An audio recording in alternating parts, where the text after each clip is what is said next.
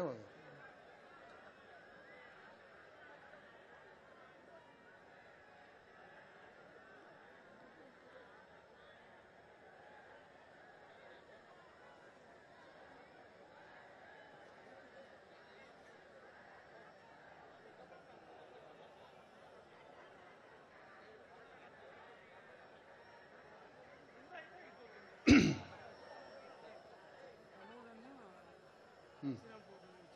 దీని తర్వాత ఓకే రెడీగా ఉండండి.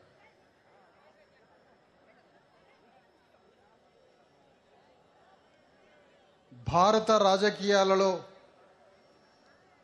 ఒక రాజకీయ భూకంపాన్ని సృష్టించి 1-2 కులాల చేతుల్లో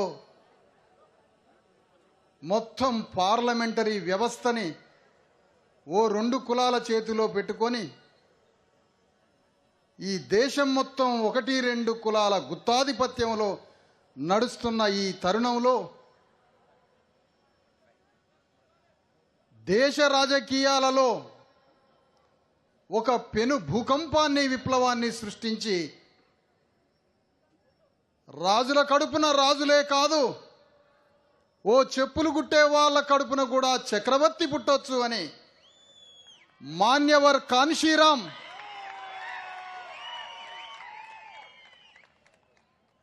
సమూల రాజకీయాలని మార్చివేసి దేశంలో ఈరోజు ఎస్సీలు ఎస్టీలు బీసీలు బహుజనవాదం అని మాట్లాడుకోవడానికి కారణమైనటువంటి డాక్టర్ అంబేద్కర్కి మరో రూపం కాన్షీరామ్ 88వ జన్మదిన శుభాకాంక్షలు తెలియజేస్తున్నా మీ అందరికీ. అంత గొప్ప సుదినమైనటువంటి కాన్షీరామ్ జన్మదినం రోజునే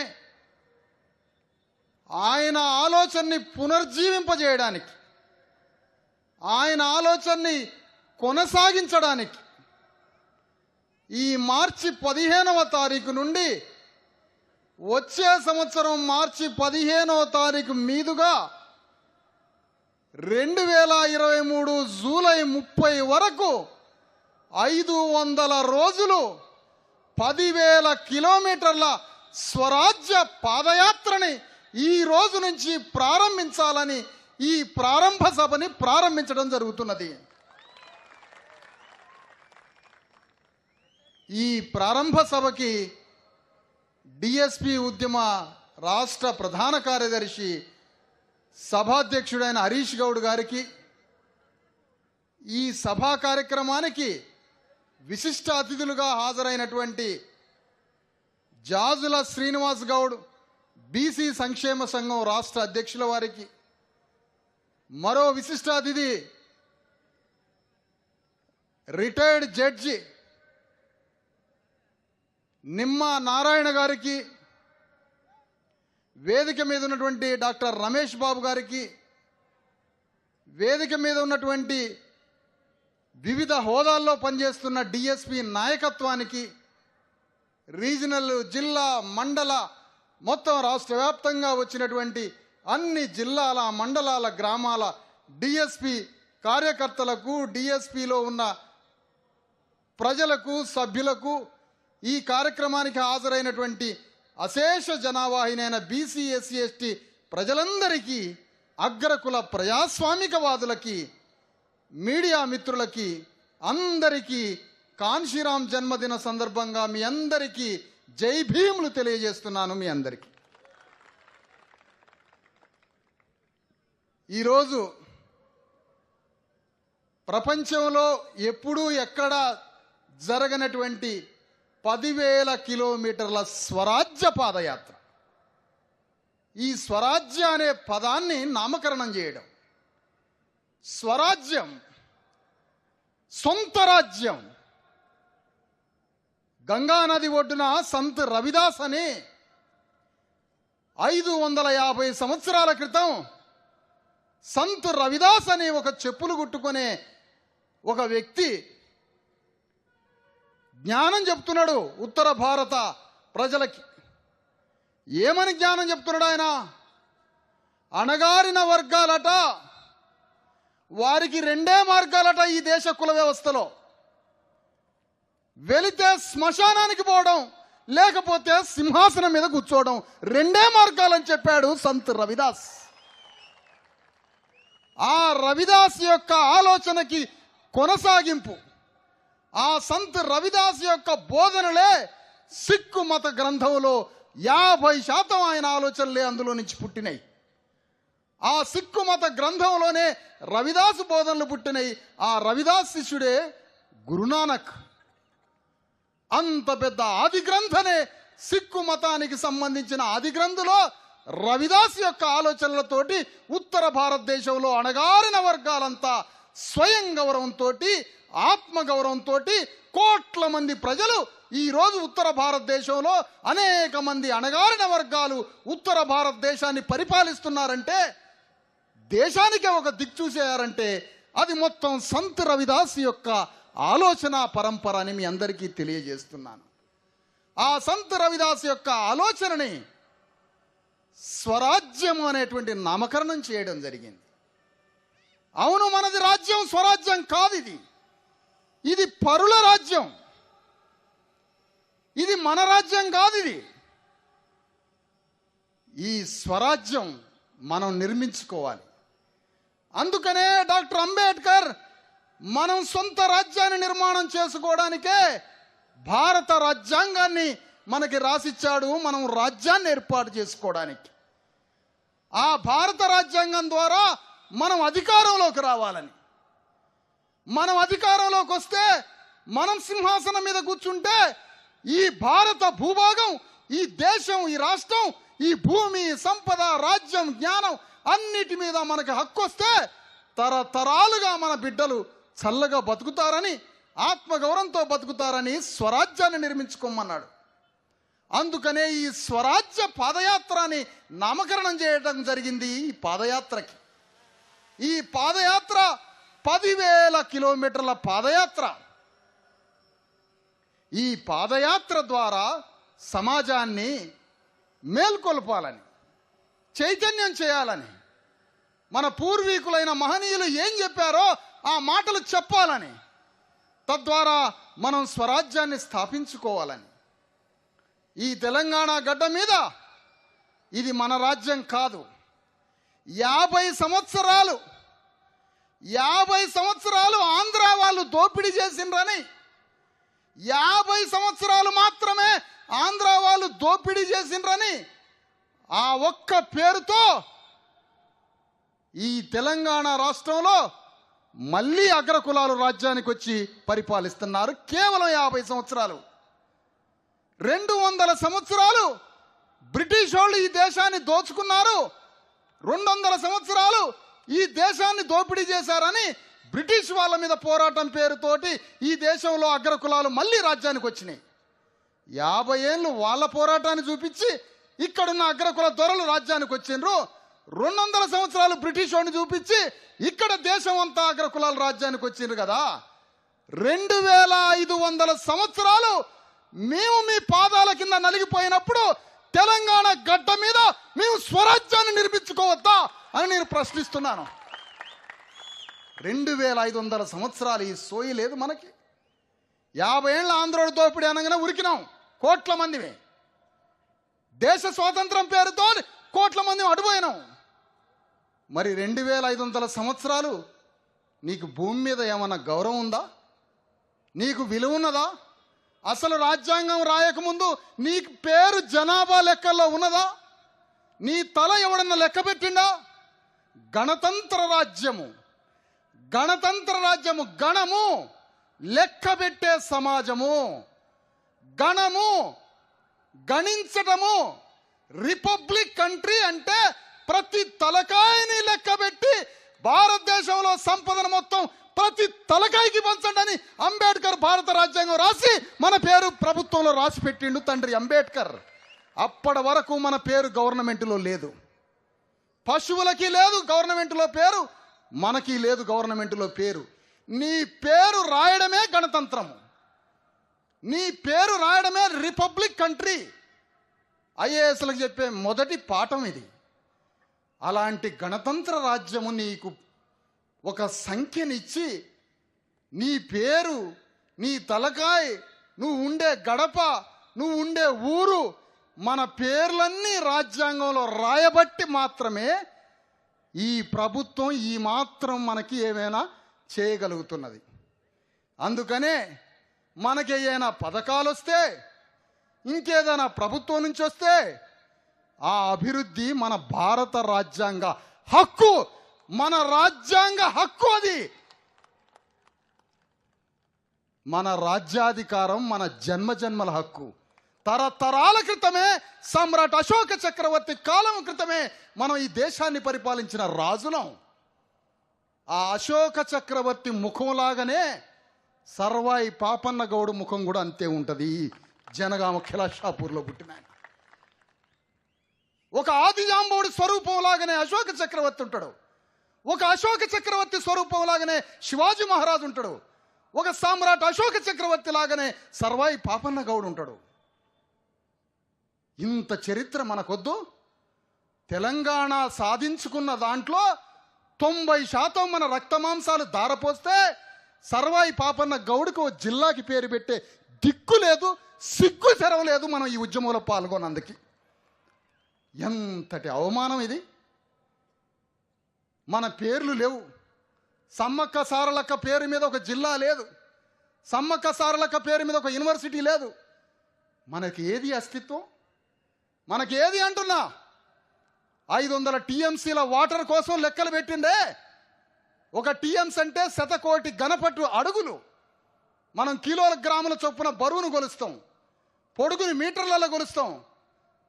నీళ్ళని 100 కోటి ఘనపట్టు అడుగులు అంటాం ఒక టీఎంసీని. ఆ నదికి ఈ నదికి కలిపి 1200 టీఎంసీల లెక్కతో ఆంధ్ర వాళ్ళ మీద పోరాటం మొదలుపెట్టిండ్రు కదా. 1200 టీఎంసీల పేరుతో మొదలుపెట్టిండ్రు కదా మీరు. 1200 టీఎంసీలు నీళ్లు తక్కువ వస్తున్నాయని 2500 సంవత్సరాలు ఎన్ని వేల టీఎంసీల మా రక్తం దాగుంటారు మీరు. మేము రావద్దా రాజ్యానికి తెలంగాణ గడ్డ మీద? ఇది కాదా వివక్షత? ఇది కాదా దోపిడీ? ఇది కాదా సామాజికంగా, ఆర్థికంగా, రాజకీయంగా, సాంస్కృతికంగా 2500 సంవత్సరాలు మాకు లెక్కల్లో పేరు లేదు, జనగణనలో మా పేరు లేదు. ఇది అవమానం కాదా? బానిసకి అవమానం ఏంటో తెలియదట. బానిసకి అవమానం అంటే కూడా తెలియదట. ఒక పెళ్లిలోకి జ్యోతిరావు ఫూలే పోయిండు, ఒక అగ్రకుల పెళ్లిలోకి. వేరే కులాలు కూడా పోయినాయి, ఇంకా అణగారిన కులాలు. ఆ పెళ్లిలో అవమానించిండ్రు జ్యోతిరావు ఫూలేని. బయటికి వెళ్ళగొడితే జ్యోతిరావు ఫూలే ఏడుస్తున్నాడట, అవమానించారని, పెళ్లిలో నుంచి వెళ్ళగొట్టారని. మిగతా కులాలు కూడా అందులోకి పోతే వాళ్ళు నవ్వుతున్నారట, పెళ్లిలో నుంచి వెళ్ళగొట్టినా కూడా. అప్పుడు జ్యోతిరావు ఫూలే నిర్ణయం తీసుకున్నాడట, నన్ను బయటికి వెళ్ళగొడితే నాకు దుఃఖం వస్తుంది అవమానం అయినట్టుగా, కానీ నా ప్రజలు వెళ్ళగొడితే వాళ్ళు నవ్వుకుంటూ పోతారు ఏంటి పెళ్లిలో నుంచి? నేను అవమానం భరించినట్టుగా, నాకు దుఃఖం వచ్చినట్టుగా, నేను అవమానపడ్డట్టుగా వాళ్ళు కూడా అవమానపడ్డట్టుగా చేయాలంటే ఏం చేయాలని అప్పుడు ఆయన ఉద్యమాన్ని సృష్టించిండు. ఆయన ఉద్యమాన్ని సృష్టించబట్టే ఈరోజు ఈ దేశంలో మనందరం విముక్తైన జ్యోతిరావు ఫూలే వల్ల. అవమానం ఏంటో తెలియాలి మనకి. ఆ విధంగా ఈ తెలంగాణ మీద, ఈ తెలంగాణ దోపిడీలో ఒక ఆంధ్ర వాళ్ళని చూపించి 50 ఏళ్ల రూపాన్ని చూపించి ఆంధ్రాల వాళ్ళని ఇక్కడ రాజ్యానికి వచ్చినప్పుడు మరి మనం ఇప్పుడు రాజ్యానికి రావాలా? 95% ఉన్నాం కదా మనం ఇక్కడ. 90% అనుకోండి, మరి మనం స్వరాజ్యాన్ని నిర్మించుకోవద్దా? 1 కోట్ల మంది 3 కోట్ల మంది ఉన్నాం, కానీ మన ప్రజలు అమ్ముడు పోయే సమాజం మనది. మనం అమ్ముడు పోతుంటాం. మనం సారానికి, మాంసానికి, మత్తుకి, వాటికి అమ్ముడు పోతుంటాం. అమ్ముడు పోకుండా ఉండాలంటే అసలు భారత రాజ్యాంగం వల్ల మనం ఏమి లాభపడ్డామో ఆ సంగతి తెలియాలా. భారత రాజ్యాంగం వల్ల ఏ విధంగా లాభపడుతున్నామో మనకు తెలవాలి. 1950 జనవరి 26కు ముందు మన పేరు గవర్నమెంట్లో లేదు. ఆయన వచ్చిన తర్వాతనే అంబేద్కర్ రాజ్యాంగంలో మన పేరు పెట్టిండు. మరి అలాంటి పేరు ప్రభుత్వంలో రాసుకున్న తర్వాతనే మనం ఇవాళ సమాజంలో బతుకుతున్నాం. ఈ సంగతి తెలవాలి కదా. 1920లో 100 ఏళ్ల క్రితం, 102 సంవత్సరాల క్రితం దేశమంతా స్వాతంత్రోద్యమంలో పాల్గొంటుంటే, దేశానికి స్వాతంత్రం కావాలని పాల్గొంటుంటే అంబేద్కర్ 1920 నుంచి ఈ దేశంలో స్వాతంత్రోద్యమంలో నాకేమీ రాదు, కానీ బ్రిటిష్ వాడు పరిపాలించే ఈ రాజ్యంలో నేను కూడా పరిపాలకుని కావాలి, నా ప్రజలు పరిపాలకులు కావాలని బ్రిటిష్ వాళ్ళతో యుద్ధం చేసిండు తండ్రి అంబేద్కర్. ఆనాడే ఆ సౌత్ బరో కమిటీకి ఒక విజ్ఞాపన పత్రం ఇచ్చి అంబేద్కర్ 1920లోనే మనందరికీ ఓటు హక్కు కావాలని 1920లోనే యుద్ధం చేశాడు తండ్రి అంబేద్కర్. దానివల్లనే మనకు ఓటు హక్కు వచ్చింది. ఈరోజు ఏ ఒక్క అగ్రవర్ణ పార్టీ అయినా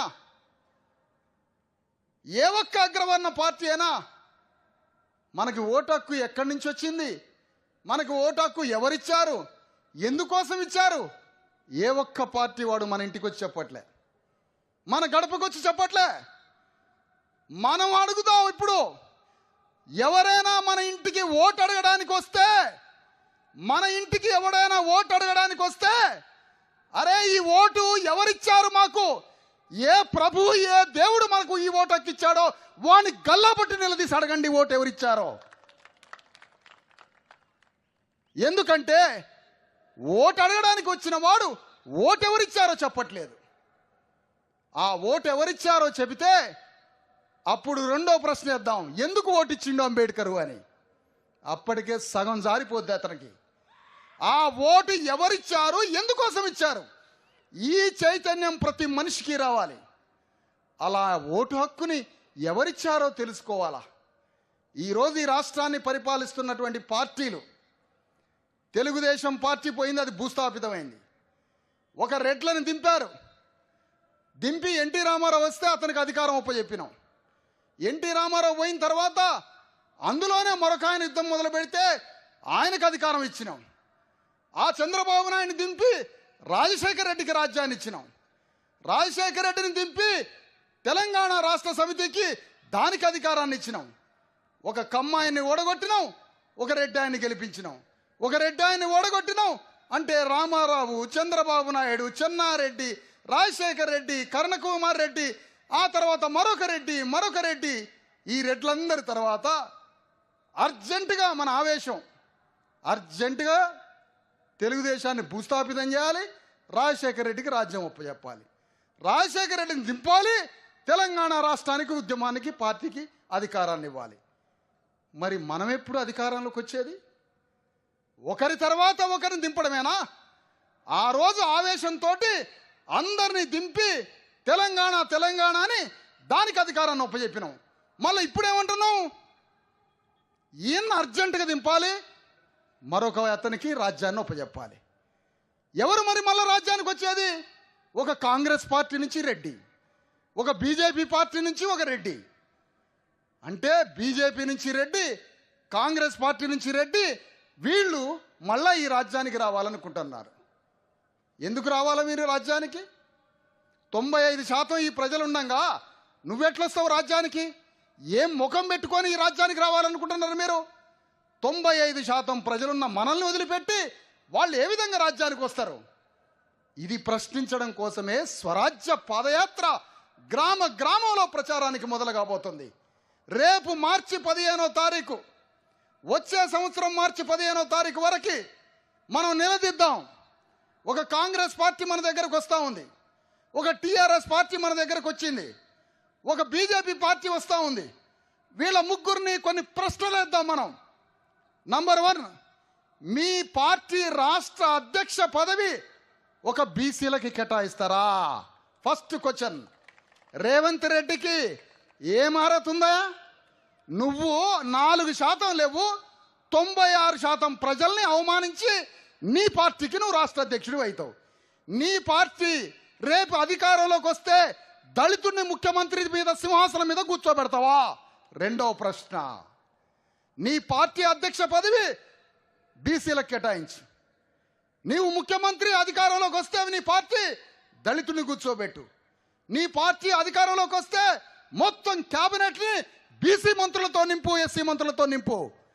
నీ పార్టీ అధికారంలోకి వస్తే మొత్తం చీఫ్ సెక్రటరీ నుంచి 33 జిల్లాల కలెక్టర్లని, బీసీ ఎస్టీ అధికారులని కలెక్టర్లుగా నియమించు. నీ రాష్ట్ర బడ్జెట్లో 90% డబ్బుని బీసీ ఎస్సీ ఎస్టీలకి కేటాయించు. ఈ పని చేస్తావా? నీవు ఈ పని చేస్తావా? ఈ పని చేస్తావా చేయవా అని కాంగ్రెస్ పార్టీ ముందు పెడదాం. ఆ తర్వాత టిఆర్ఎస్ పార్టీ, ఇందాక జాజల శ్రీనివాస్ గౌడ్ చెప్పినట్టుగా ఈ పార్టీ అట వారి తర్వాత ఒకరి తర్వాత ఒకరు వారే రాజ్యంలో కూర్చుంటారట. మరి దళితుడిని సింహాసనం మీద కూర్చోబెడతానని చెప్పి ఎందుకు కూర్చోబెట్టలే? వందల వేల కోట్ల రూపాయలు పీకే లాంటి వాళ్ళని పెట్టి డబ్బులు ఇస్తున్నారు కదా. మీరు మళ్ళీ అధికారంలో రావడానికి, టిఆర్ఎస్ మళ్ళీ అధికారంలో రావడానికి నాకు ఒక్క రూపాయి అవసరం లేదు. నేను మీకు కొన్ని సలహా చెప్తాను, మీరు రాజ్యానికి రావచ్చు. టిఆర్ఎస్కి నేను కొన్ని సలహా చెప్తాను ఈ వేదిక నుంచే. మీరు ఎవరికి వందల కోట్ల రూపాయలు ఇనవసరం లేదు, నాకు ఒక్క రూపాయి ఇనవసరం లే. అర్జెంటుగా ఇప్పుడు పరిపాలిస్తున్న టిఆర్ఎస్ ప్రభుత్వం మీరిచ్చిన వాగ్దానం ప్రకారమే దళితుని సింహాసనం మీద కూర్చోబెట్టు, నీకు అధికారం మళ్ళీ వస్తుంది. ఆ దళితుల్లో అట్టడుగు వర్గమైన ఒక మాదిగ వ్యక్తిని, తెలంగాణలో కోట్ల మంది ఉన్నటువంటి ఒక వ్యక్తిని తీసుకొచ్చి ఆ సింహాసనం మీద కూర్చోబెట్టు, నీకు అధికారం వస్తుంది. టిఆర్ఎస్ పార్టీ రాష్ట్ర అధ్యక్ష పదవి స్థానంలో ఒక బీసీ వ్యక్తిని పార్టీ ఒప్పజెప్పు. ఒక బీసీకి నీ పార్టీని బీసీకి ఒప్పజెప్పు. ఆ ముఖ్యమంత్రి సింహాసనం మీద ఒక దళితుని కూర్చోబెట్టు. నీ క్యాబినెట్ మొత్తం ఉన్న రెడ్లని, వెలమల్ని అందరినీ పక్కన పెట్టి నీ క్యాబినెట్ మంత్రుల మొత్తాన్ని ఎస్టీలు బీసీలతోటి మొత్తం నింపిపారాయి నీ క్యాబినెట్ మొత్తాన్ని. మూడోది. నాలుగోది, మొత్తం చీఫ్ సెక్రటరీ నుంచి జిల్లా కలెక్టర్ వరకు మొత్తం అధికార గణం బ్యూరోక్రసీని బీసీ ఎస్సీ అధికారులతో నింపు. నీ రాష్ట్ర బడ్జెట్లో 90% డబ్బుల్ని బీసీ ఎస్సీ ఎస్టీలకి మొత్తానికి కేటాయించు. ఈ 4 పనులు మీరు చెయ్యండి, 40 ఏళ్ళు అధికారంలోకి ఉంటారు మీరు. నాకు ఒక్క పైసా అవసరం లేదా, ఈ సలహా పాటించు. ఎందుకు పీకేల్ని పెట్టుకుంటావు? ఈ ఒక్క పని చేయి, ఈ 4 పనులు చేయి. ఈ 4 పనులు ఇప్పుడున్న ప్రభుత్వమే కాదు, కాంగ్రెస్ పార్టీ ఈ పని చేయి, టిఆర్ఎస్ పార్టీ ఈ పని చేయండి, బీజేపీ పార్టీ ఈ పని చేయండి, 3 పార్టీలు ఈ పని చేయండి, మీరు అధికారంలోకి వస్తారు. కానీ అధికారంలోకి రాకపోయినా మంచిదే, ఈ పని మాత్రం చెయ్యం. మరి ఏం పని చేస్తారు? ఈ 3 పార్టీలు ఏకమై మనం రాజ్యంలోకి వస్తామేమో అని మనల్ని అణిచివేయడానికి ఆ 3 కలుస్తారు. ఆ పని మాత్రం చేస్తారు వీళ్ళు. ఎంత ఘోరం! ధర్మం పేరు మీద కొంతమందిని, అధర్మం పేరు మీద కొంతమందిని, మహాభారత యుద్ధ కాలం నుంచి ధర్మం పేరు మీద కొంతమంది, అధర్మం పేరు మీద కొంతమంది. వేల సంవత్సరాల క్రితమే మహాభారత యుద్ధం జరిగినప్పుడు ధర్మ అధర్మాల పేరుతో లక్షల మందిని తన్నుకున్నాము. మొత్తం కళేబరాలు శవాలుగా మారిపోయినాయి. కానీ తీరా మహాభారత యుద్ధం ముగిసినాక సింహాసనం అన్నదమ్ముల మధ్య మారిపోయింది. అన్నదమ్ముల మధ్యనే సింహాసనం మారిపోయింది. మహాభారత యుద్ధం దగ్గర నుంచి బాహుబలి సినిమా వరకు అన్నదమ్ముల మధ్యనే సింహాసనం మారుతా ఉంది. ఏమిటి మాయ, ఏమిటి మంత్రం, ఏమిటి మాంత్రిక రాజకీయాలు? మీ అన్నదమ్ముల మధ్య సింహాసనం మారడానికి, మీ అన్నదమ్ముల మధ్య రాజ్యం మారడానికి ధర్మం పేరు మీద ఒకడు, అధర్మం పేరు మీద ఒకడు, ఈ ధర్మ అధర్మాల పేరు మీద మా తలకాయలు బలిపీఠం మీద ఎక్కుతుంటే మీ అన్నదమ్ములు సింహాసనం మారుతారా? మాకు ధర్మం వద్దు, అధర్మం వద్దు, మాకు స్వధర్మం కావాలి. అదే మాకు రాజ్యానికి రావడం. స్వధర్మం.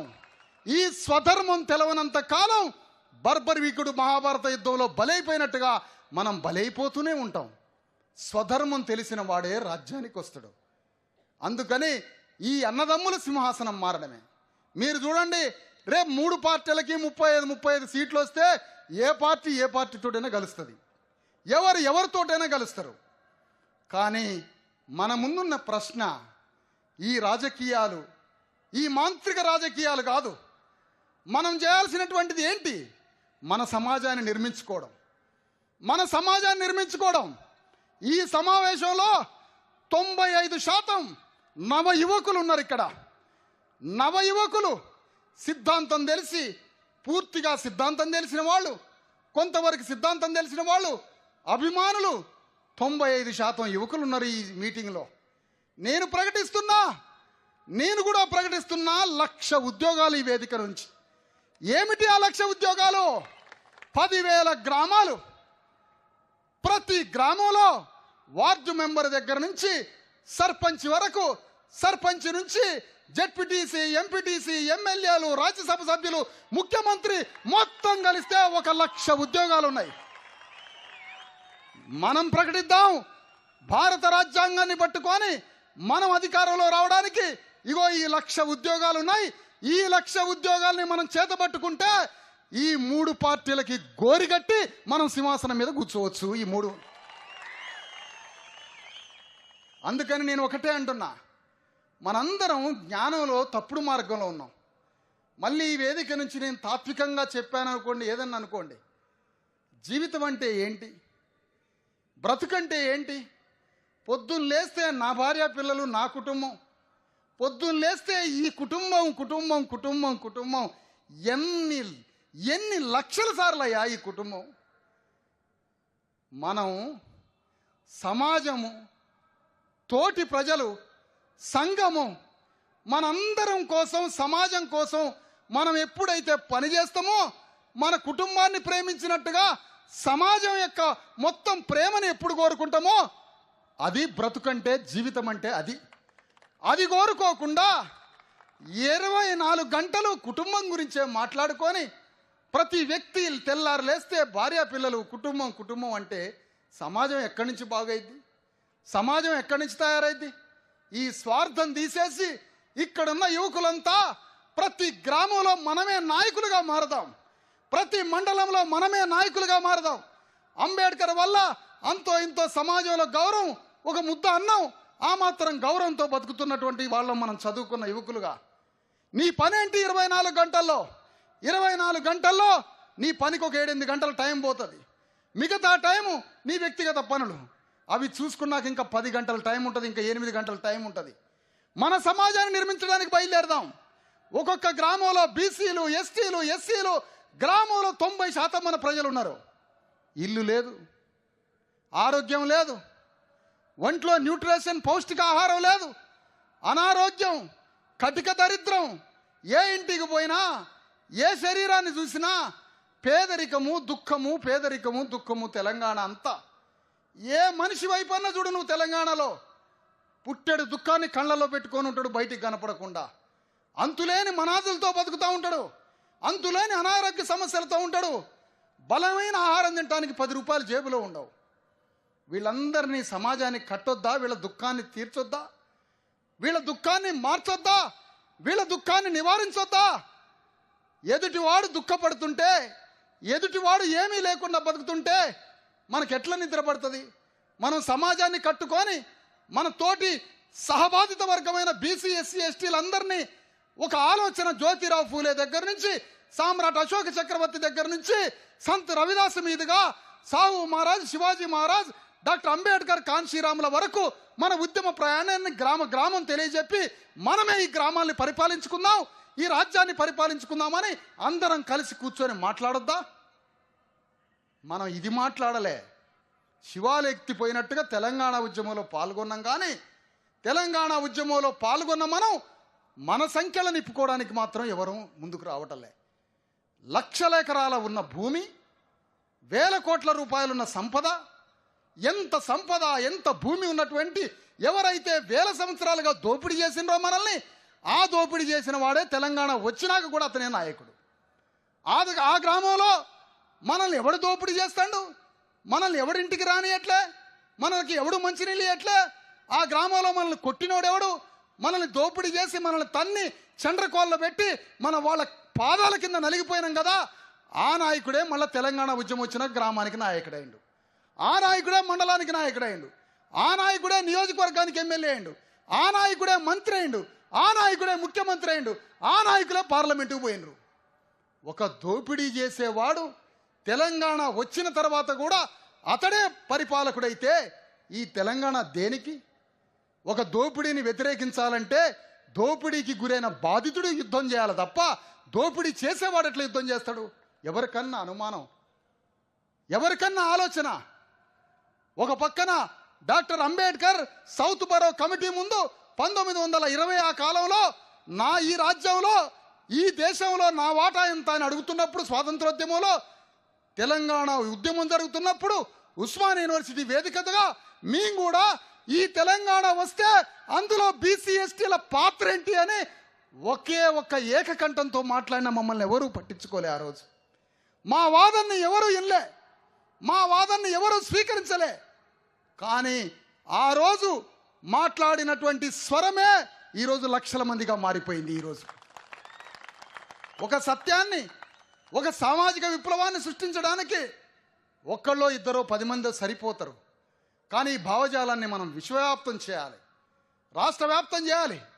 ఒక్కొక్క గ్రామంలో మనమే బీసీలం ఎస్టీలం కూర్చొని మాట్లాడుకోవాలి. ఎంతకాలం ఈ ఓటు అమ్ముకోవడం, ఎంతకాలం జీవితం అంతా ఇదేనా, బతుకంతా ఇదేనా? అదే పేదరికం, అదే బగారన్నం, అదే బాయిలర్ చికెను, అదే చెస్ట్ పెయిన్, అదే షుగరు, బీపీ, జీవితం అయిపోయింది. దినం మళ్ళీ ఈ దినాలకు మళ్ళీ భోజనాలకు పోవటం. రోజు ఏ ఆడ దినాలు, ఈ దినాలకు పోయి భోజనాలు చేసినాక ఈ దినాలకు పోయిన వాళ్ళ దినం ఇంకో రోజు అయితే మళ్ళీ దానికి పోవటం. మనం తెలంగాణ మొత్తం ఇదే కార్యక్రమం, తెలంగాణ మొత్తం ఇదే పని. మరి వాళ్ళ దినం చేసేది ఎప్పుడో మనకు మాత్రం అది తేదీ దొరకట్లే. మనకి వాళ్ళ దినాలు చేయకుండా మన దినాలు చేసుకుంటున్నాం మనం రోజు. ఈ మధ్య ఒక దగ్గర గవర్నమెంట్ పథకం, పెద్ద పథకం ఒకటి వచ్చింది. ఆ పథకం దగ్గరే ఒక వైన్ షాప్ ఉన్నది.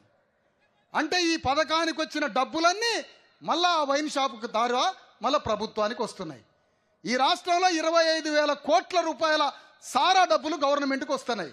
25,000 కోట్ల రూపాయల డబ్బులు సారాడ మీదనే అమ్ముకుంటున్నారు ఈ రాష్ట్ర పరిపాలకులు.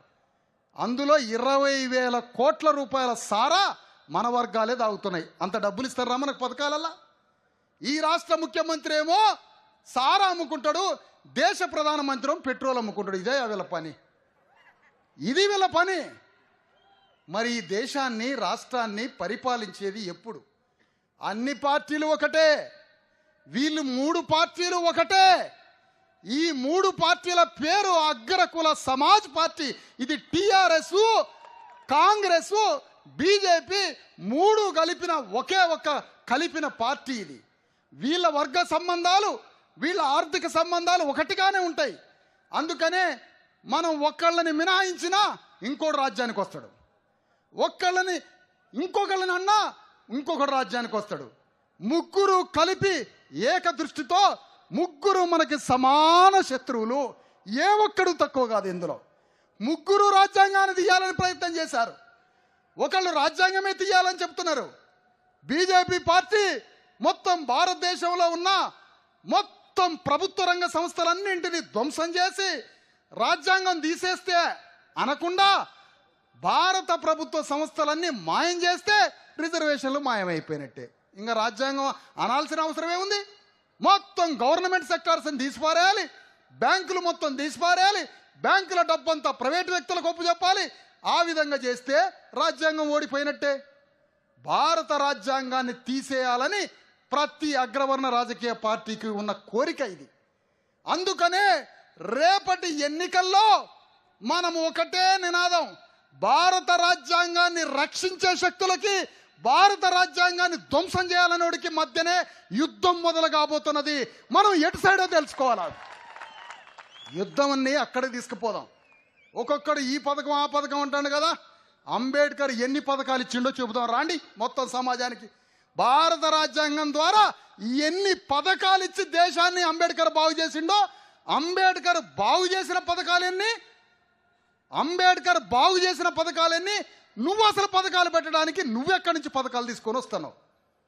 ఈ రెండింటి మధ్య ప్రజా చైతన్యం రాగలిగితే, ప్రజల్లో భారత రాజ్యాంగం మనకి ఏమేమి ఇచ్చిందో మనం ప్రతి మనిషికి చెప్పగలిగితే, ప్రతి మనిషి శరీరంలో కన్నీళ్లుంటాయి. ఉత్త తెర మీద సినిమా ఆడిచ్చి మన కన్నీళ్లతో డబ్బు దోచుకుంటాను రే. నిజంగా కన్న తల్లిలాగా మన కోసం దుఃఖపడి, ఒక తల్లి కడుపున 9 నెలలే మోస్తుంది బిడ్డని, కానీ ప్రసవించిన తర్వాత ఆ బిడ్డని ఎత్తుకొని అంబేద్కర్ 90 ఏళ్ళు మోస్తుండే తన భుజాల మీద పెట్టుకొని. అంబేద్కర్ ఆ రాజ్యాంగం ఏమిచ్చిందో చెబుదాం ప్రతి మనిషికి. అందుకనే రాజ్యాంగ వ్యతిరేక శక్తులకి యుద్ధాన్ని మొదలు పెడదాం. రాజ్యాంగం ఏం చెప్పింది, దాని ద్వారా ఎంత కోట్ల మంది ఏ విధంగా లాభపడ్డామో మాట్లాడుకుందాం. ఆ విధంగా భారత రాజ్యాంగ శక్తులకి, భారత రాజ్యాంగ వ్యతిరేక శక్తులకి ఆ రెండింటి మధ్య పోరాటం మనం మాట్లాడుకునే చైతన్యాన్ని ప్రతి మనిషికి తీసుకొద్దాం. మన గ్రామంలో ఇల్లు రావడానికి కారణం ఏంటి? రాజ్యాంగం చదివినరా ఎప్పుడన్నా? అసలు రాజ్యాంగాన్ని రెహమాన్ సంగీతం లాగా పాట కట్టాలనుకుంటున్నాను నేను. అప్పుడు కానీ భారత రాజ్యాంగం ప్రజల్లోకి పోదు. భారత రాజ్యాంగంలో ఉన్న ఒక్కొక్క ఆర్టికల్ని పాట రూపంలో కట్టాల. అప్పుడు కానీ రాజ్యాంగంలో వికలాంగుల గురించి మాట్లాడింది నీ తల్లి రాజ్యాంగం. నీ కన్న తల్లి రాజ్యాంగం వికలాంగుల గురించి మాట్లాడింది. శిశువుల కోసం అంగన్వాడీ కేంద్రాల గురించి రాజ్యాంగం మాట్లాడింది. గర్భిణీ స్త్రీల గురించి రాజ్యాంగం మాట్లాడింది. కార్మికుల గురించి రాజ్యాంగం మాట్లాడింది. మహిళల గురించి రాజ్యాంగం మాట్లాడింది. బీసీ రిజర్వేషన్ల గురించి రాజ్యాంగం మాట్లాడింది. ఎస్సీ ఎస్టీల రిజర్వేషన్ల గురించి మాట్లాడింది. ఎవరి ముందేనా నీ చరిత్ర మొత్తాన్ని నీ నోటి నుండి, నీ చేతి నుండి కథ మొత్తాన్ని ప్రజలకు వినిపించి ఒక భావజాలాన్ని సమాజానికి తెలియజెప్పి ఆ భావజాలానికి తగ్గట్టుగా నువ్వు రాజ్యాన్ని నిర్మించుకోవచ్చని భావ ప్రకటన స్వేచ్ఛ ఇచ్చింది రాజ్యాంగం. నువ్వు ఏదైనా మాట్లాడుకోవచ్చు. నీకు బడికి పోయే అవకాశం ఇచ్చింది, నీకు గుడికి పోయే అవకాశం ఇచ్చింది, నువ్వు రోడ్డు మీద నడిచే అవకాశం ఇచ్చింది. నువ్వు ప్రధానమంత్రిని, ముఖ్యమంత్రిని, ఎవరినైనా కోర్టుకి ఈడ్చే అధికారం భారత రాజ్యాంగం ఇచ్చింది నీకు. ఇట్లా చెప్పుకుంటూ పోతే భారత రాజ్యాంగం అంతా సామాన్యులైన బీసీ ఎస్సీ ఎస్టీలని సింహాసనం మీద కూర్చోబెట్టడమే భారత రాజ్యాంగం అంతిమ లక్ష్యం. అది చెబుదాం మనిషి మనిషికి పోయి, అరే ఇంత ద్రోహం చేస్తాం రా వీళ్ళు అనేది అప్పుడు మన ప్రజలకు అర్థమైంది. కార్మికుల గురించి, మహిళల గురించి, వికలాంగుల గురించి, గర్భిణీ స్త్రీల గురించి, వృద్ధుల గురించి, ఎస్సీల గురించి, ఎస్టీల గురించి, బీసీల గురించి, అగ్రవర్ణాల్లో ఉన్న పేదల గురించి కూడా మాట్లాడిందే ఈ తల్లి రాజ్యాంగం. దాని గురించి చెప్పొద్దా మనిషి మనిషికి? మనిషి మనిషికి చెబుతాం భారత రాజ్యాంగం గురించి. అందులో ఉన్న ప్రతి మాటని మన చుట్టాలంతా ఒక దగ్గర కూర్చొని మాట్లాడేటట్టు చేద్దాం. భారత రాజ్యాంగంలో ఏమున్నాయో విషయాల్ని. జడ్జి గారు నేను చెప్పేది కరెక్టేనా? అది ఈ జడ్జి గారిని పిలిచింది దానికోసమే. హైకోర్టులో జడ్జి కావాల్సిన మనిషి చూడండి ఏమై కూర్చున్నాడో. సుప్రీంకోర్టుకు పోవాల్సిన మనిషినా వినియోగదారుల ఫోరం కాడ అయిపోయింది. మనం రాజ్యానికి వస్తే సుప్రీంకోర్టు ప్రధాన న్యాయమూర్తిని చేస్తాం ఆయన. ఎందుకు? ఆయన ఒంట్లో ఉన్న ఆత్మ అంతా భారత రాజ్యాంగం ఆత్మతో నిండి ఉంది. భారత రాజ్యాంగాన్ని అమలు చేయాలంటే భారతదేశంలో బాధితుడు అమలు చేస్తాడు తప్ప దోపిడీ చేసేవాడు అమలు చేయడు రాజ్యాంగాన్ని.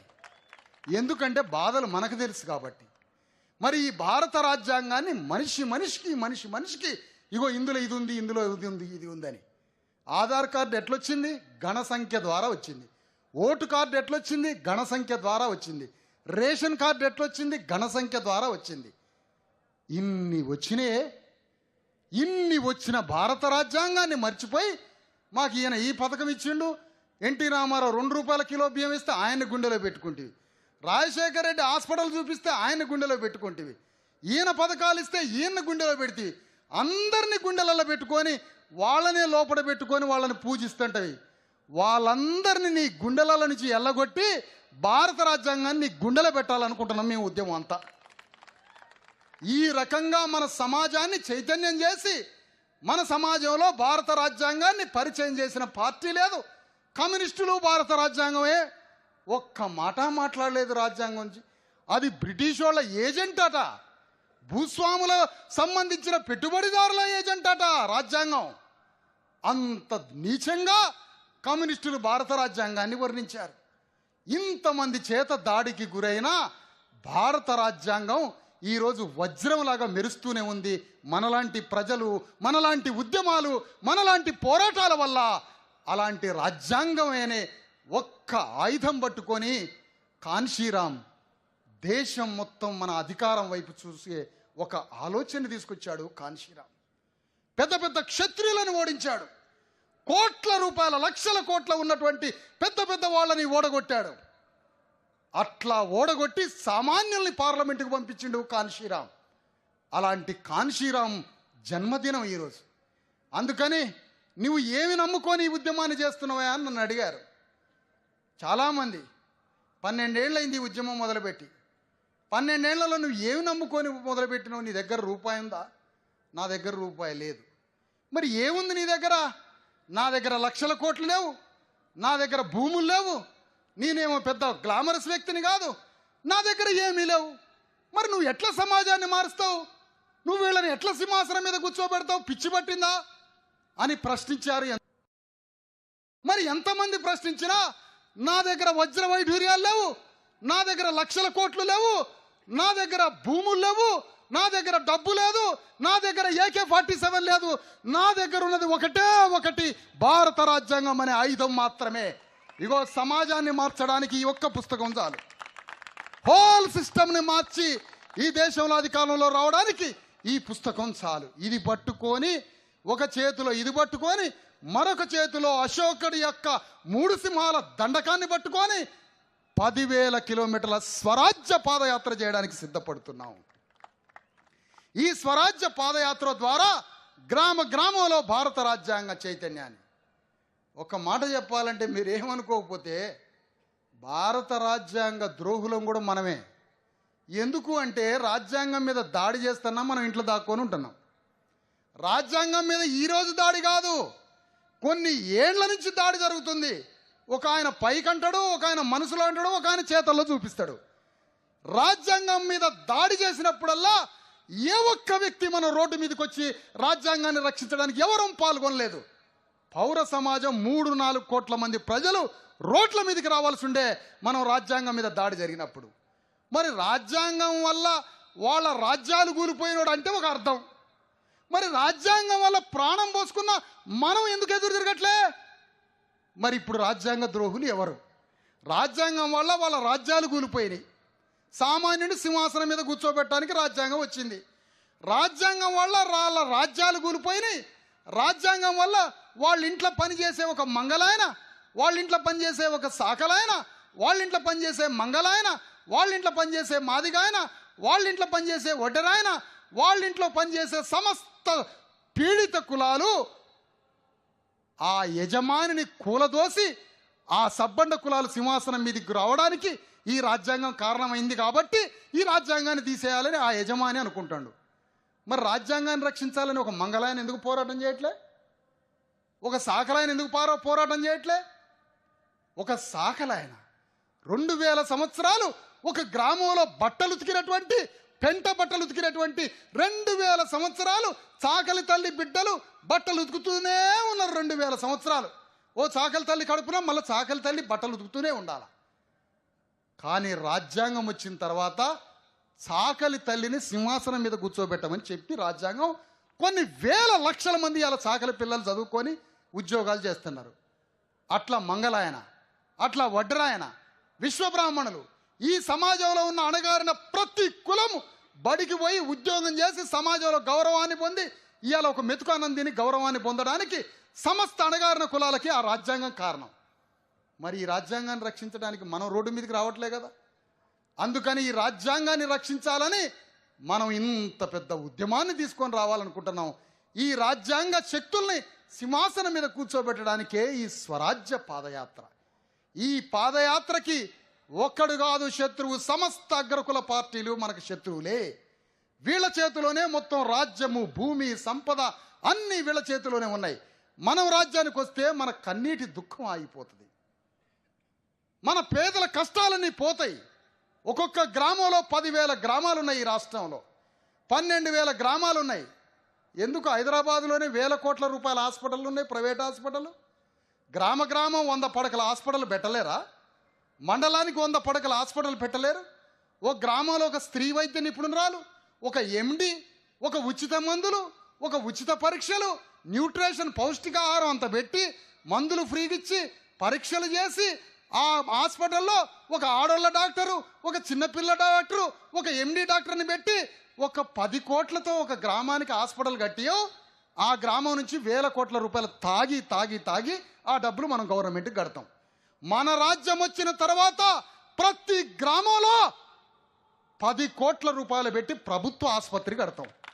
ఎవడు ఈ అగ్రవర్ణాల హాస్పిటల్కి పోనీయం. ప్రతి గ్రామంలో ఒక బిడ్డని 1వ తరగతిలో చేర్పించుకునే పాఠశాలను కట్టి ఆంగ్ల విద్యను నేర్పించి ఆ వ్యక్తిని చదువుకొని ఉన్నత విద్యావంతుడై ఆ బిడ్డ అమెరికా పోయేంత ఉన్నతుడిగా తీర్చిదిద్ది తల్లిదండ్రుల చేతిలో పెడతాం ఆ బిడ్డని. అలాంటి బడి కట్టిస్తాం మనం. ఎందుకు? కోట్ల రూపాయల గ్లోబల్ స్కూల్స్ని మనం బహిష్కరించాలి, కోట్ల రూపాయల ప్రైవేట్ హాస్పిటల్ని మనం బహిష్కరించాలి. ఇవన్నీ బహిష్కరించి సొంతంగా మన విలువైన వైద్యాన్ని, విలువైన విద్యని అర్జెంటుగా కోట్ల మంది ప్రజలకి దగ్గర చేయాలి. విద్యని, వైద్యాన్ని, మన బడిని మనం బాగు చేసుకోవాలి. శ్మశానాల్లాగున్నాయి హాస్పిటళ్ళు, శ్మశానాల్లాగున్నాయి బడులు. ఈ బడిని మార్చొద్దా? మధ్యాహ్నం పూట ఒక కోడిగుడ్డుకు గతి లేదు మన పిల్లలకి. అదే తండ్రి రోజు 100 రూపాయలు గవర్నమెంట్కి సారా కడతాడు. నీ కొడుకు ఆ స్కూల్లో చదువుతాడు, నీ కొడుకేమో స్కూల్లో చదువుతాడు. ఆ చదివే స్కూలు పిల్లగాడికి అంత కోడిగుడ్డ అన్నంలో పెట్టట్లే, నీ జేబులో 100 రూపాయలు సాయంత్రం గవర్నమెంట్కి సారా కడుతున్నావు. ఎంతటి దుర్భరమైన బ్రతుకు ఇది! ఇది ఎక్కడన్నా ఉందా? ఇది ఏ దేశంలోనైనా ఉందా? ఏ రాష్ట్రంలోనైనా ఉందా? కూలీ నాలీ చేసుకొని రోజు రక్త మాంసాలని కరిగించినోడు రోజుకి ఆ వచ్చిన డబ్బుల్ని గవర్నమెంట్కి సారాకి కట్టేది ఏ యూరోప్ దేశంలోనైనా ఎక్కడైనా చూస్తామా మనం? ఈ పద్ధతి ఎక్కడా లేదు. అందుకనే ఇవన్నీ మారాలంటే మనకి రాజ్యాంగము, మన పూర్వీకులు, మన విలువల్ని అన్నింటినీ తెలుసుకొని ప్రతి గ్రామంలో పోదాం. అందుకనే మన ప్రజలకి మీరు ఏమనుకోకపోతే కొన్ని సత్యాలు ఇబ్బందిగానే ఉంటాయి. మన ప్రజలంతా బీసీ ఎస్సీలంతా, బీసీ ఎస్సీ ఎస్టీ ప్రజలంతా సిగ్గు శరం తెచ్చుకుందాం, తెలంగాణ రాజ్యాన్ని పరిపాలిద్దాం. ఇది నినాదం. అనని ఓ మాట అన్నీ, నన్ను తిట్టనియండి, ఎదురొచ్చి ఏమన్నా రాయేనియండి. తెలంగాణ బీసీ ఎస్టీ ప్రజలంతా సిగ్గు శరం తెచ్చుకుందాం, తెలంగాణ రాజ్యాన్ని పరిపాలించుకుందాం. ఈ నినాదంతో పోతున్నాను నేను గ్రామాల్లోకి. సిగ్గు శరం లేదంటే లేదు. భారత రాజ్యాంగానికి కృతజ్ఞత చెప్పలేవు.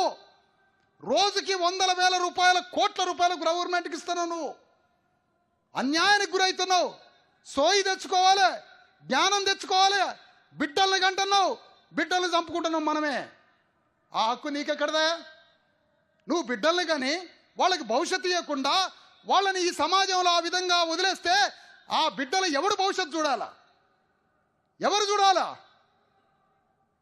ఎక్కడో పుట్టిన అంబేద్కర్ చింపిరి గుడ్డలు వేసుకొని ఒకవైపు స్వాతంత్రోద్యమం, 540 రాజసంస్థానాలు, లక్షల కోట్ల రూపాయలున్న జమీందారులు పోరాటం చేస్తుంటే స్వాతంత్రోద్యమం కోసం అంబేద్కర్ చిరిగిపోయిన గుడ్డలు, ఎముకల గూడు, జ్ఞానం లేక, రక్తం లేక ఒంట్లో అమాయకులైనటువంటి కటిక పేదల్ని పోగు చేసి ఈ సమాజంలో నా ప్రజలకి రిజర్వేషన్ సంగతి ఏంటని కడుపేదలతోటి ఉద్యమం చేసిండు అంబేద్కర్.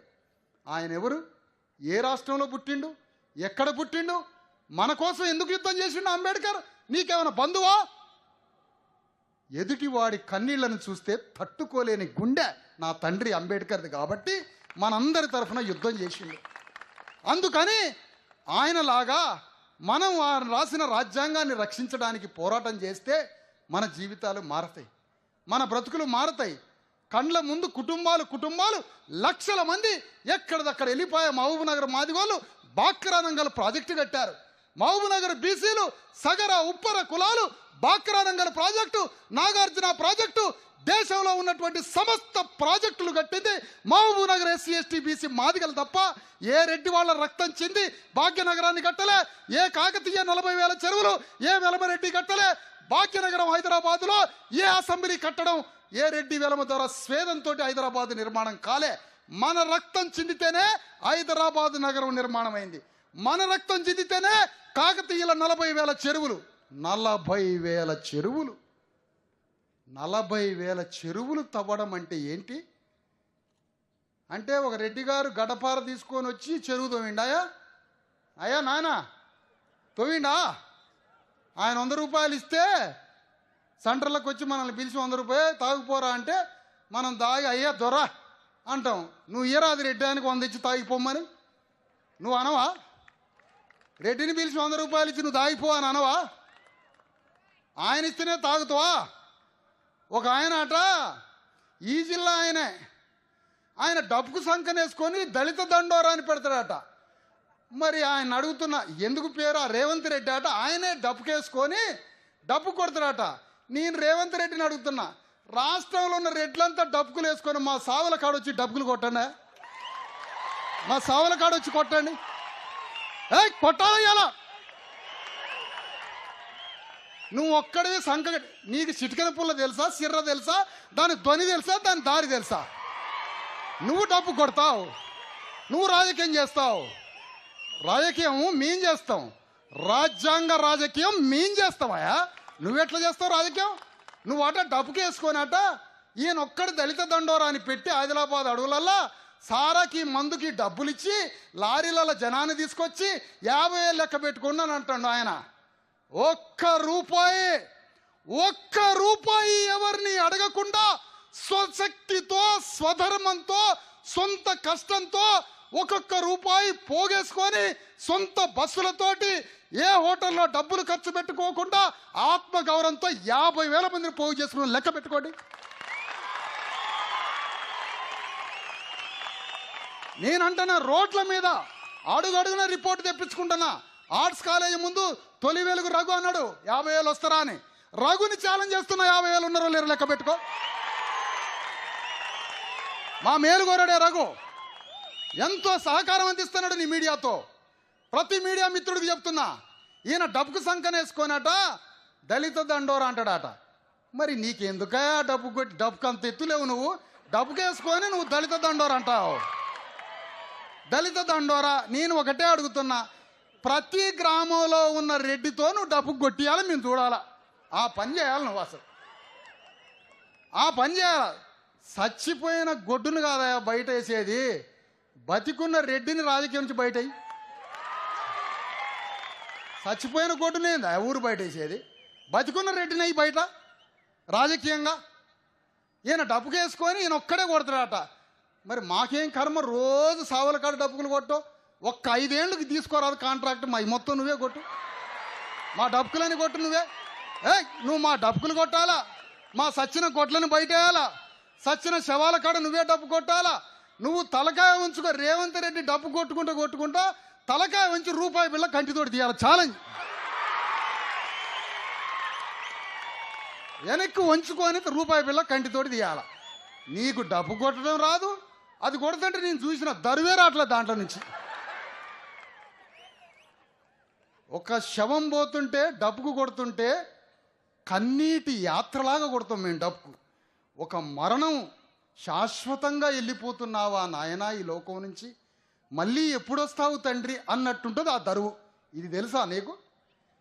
ఈ ట్యూన్ తెలుసా? ఈ తాళం, ఈ రిథం తెలుసా? మా బాడీలోనే రిథమిక్ సెన్స్ ఉంటుంది, మా బాడీలో రిథమిక్ సెన్స్.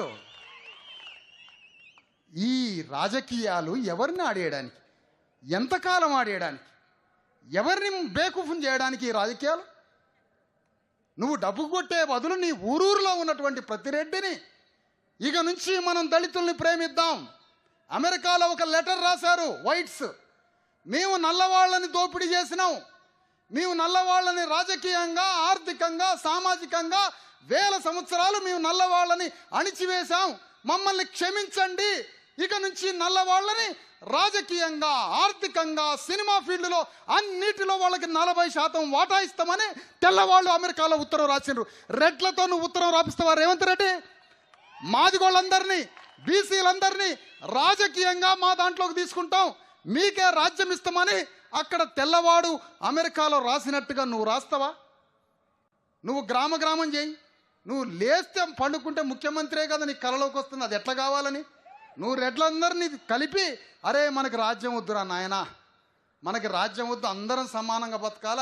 వేమారెడ్డి చెప్పిండు, కడప జిల్లాలో పుట్టిన వేమన, అందరం సమానంగా బతకాల, అంటరానివాడు సింహాసనం మీద కూర్చోవాలా, బీసీ వాడు సమాజాన్ని పరిపాలించాలని వేమారెడ్డి చెప్పిండుగా. అట్లా బతకరాదు. నువ్వే ముఖ్యమంత్రి కావాలి, మేము ఓడిపోవాలి. బతుకంతా మేము ఓడిపోయి నీకు జెండాలు కొట్టి, జేజేలు పలికి, తలకి రిబ్బన్ కట్టి, డాన్సులు వేసి, ఫ్లెక్సీ కట్టుకుంటే కరెంటు తీగలతోటి కరెంటు కాలిపోయి చచ్చిపోయి, మేము చచ్చిపోతే మా దినానికి వచ్చి ఆడమాసం తింటారు మీరంతా. మేము సింహాసనం ఎక్కొద్దు, మేము రాజ్యానికి రావద్దు. పథకాలు పెడతాడట ఆయన, ఆ పథకం పెట్టిండు, ఈయన ఈ పథకం పెట్టిండు. ఆయన 100 రూపాయలు ఇస్తాడు, ఈయన 200 రూపాయలు ఇస్తాడు. ఎందుక మీకు ఈ శ్రమ అంతా? ఆ రాజ్యంలో ఎన్ని డబ్బులు ఉన్నాయో ఎన్ని లేవో మేము చూసుకుంటాం. ఆ రాజ్యంలో ఏమున్నాయో నీకేం కర్మ? 95% ఉన్న ఎస్సీ ఎస్టీ బీసీలని వదిలిపెట్టి నువ్వు ఏం చెప్పడానికి జనంలోకి వస్తున్నావు? ఒక్కడన్నా అడుగుతున్నాడా? ఒక్క మాట అడుగుదాం ఈ పార్టీలని. 95% ఎస్సీ ఎస్టీ బీసీలు ఉండంగా ఈ రాజ్యంతో నీకేం పని? ఈ ప్రభుత్వంతో నీకేం పని? నీవు ముఖ్యమంత్రి అయ్యే అర్హత నీకెందుకు? ఈ ప్రశ్నలు మనం అడిగినప్పుడే మనం రాజ్యానికి వచ్చే చైతన్యం మనకు ఉంటుంది. ఆంధ్రోడిని ఎల్లగొట్టినావు, బ్రిటిష్ వాడిని ఎల్లగొట్టినావు, వీళ్ళని ఎల్లగొట్టద్దా? వీళ్ళని రాజ్యం నుంచి ఎల్లగొట్టద్దా? ఎక్కడికి వెళ్ళిపోవద్దు. అంబేద్కర్ ఎవడి మీద పగ తీర్చుకోమనిలే, అంబేద్కర్ ఎవరి మీదకి కర్ర తీసుకొని పొమ్మని చెప్పలే. అంబేద్కర్ చెప్పింది అందరినీ ప్రేమిద్దాం, కానీ సింహాసనం మీద అట్టడుగు వర్గం కూర్చోవాలి, మీరు సామాన్యులుగా బతకండి అని చెప్పిండు అంబేద్కర్. అది మనం ఫాలో అయ్యేది. అందుకని ఈ రాష్ట్రంలో ప్రతి పార్టీని మార్చి 15వ తారీఖు, రేపు మార్చి 15వ తారీఖున, వచ్చే సంవత్సరం మార్చి 15వ తారీఖు మళ్ళా కాంశీరామ్ జయంతి.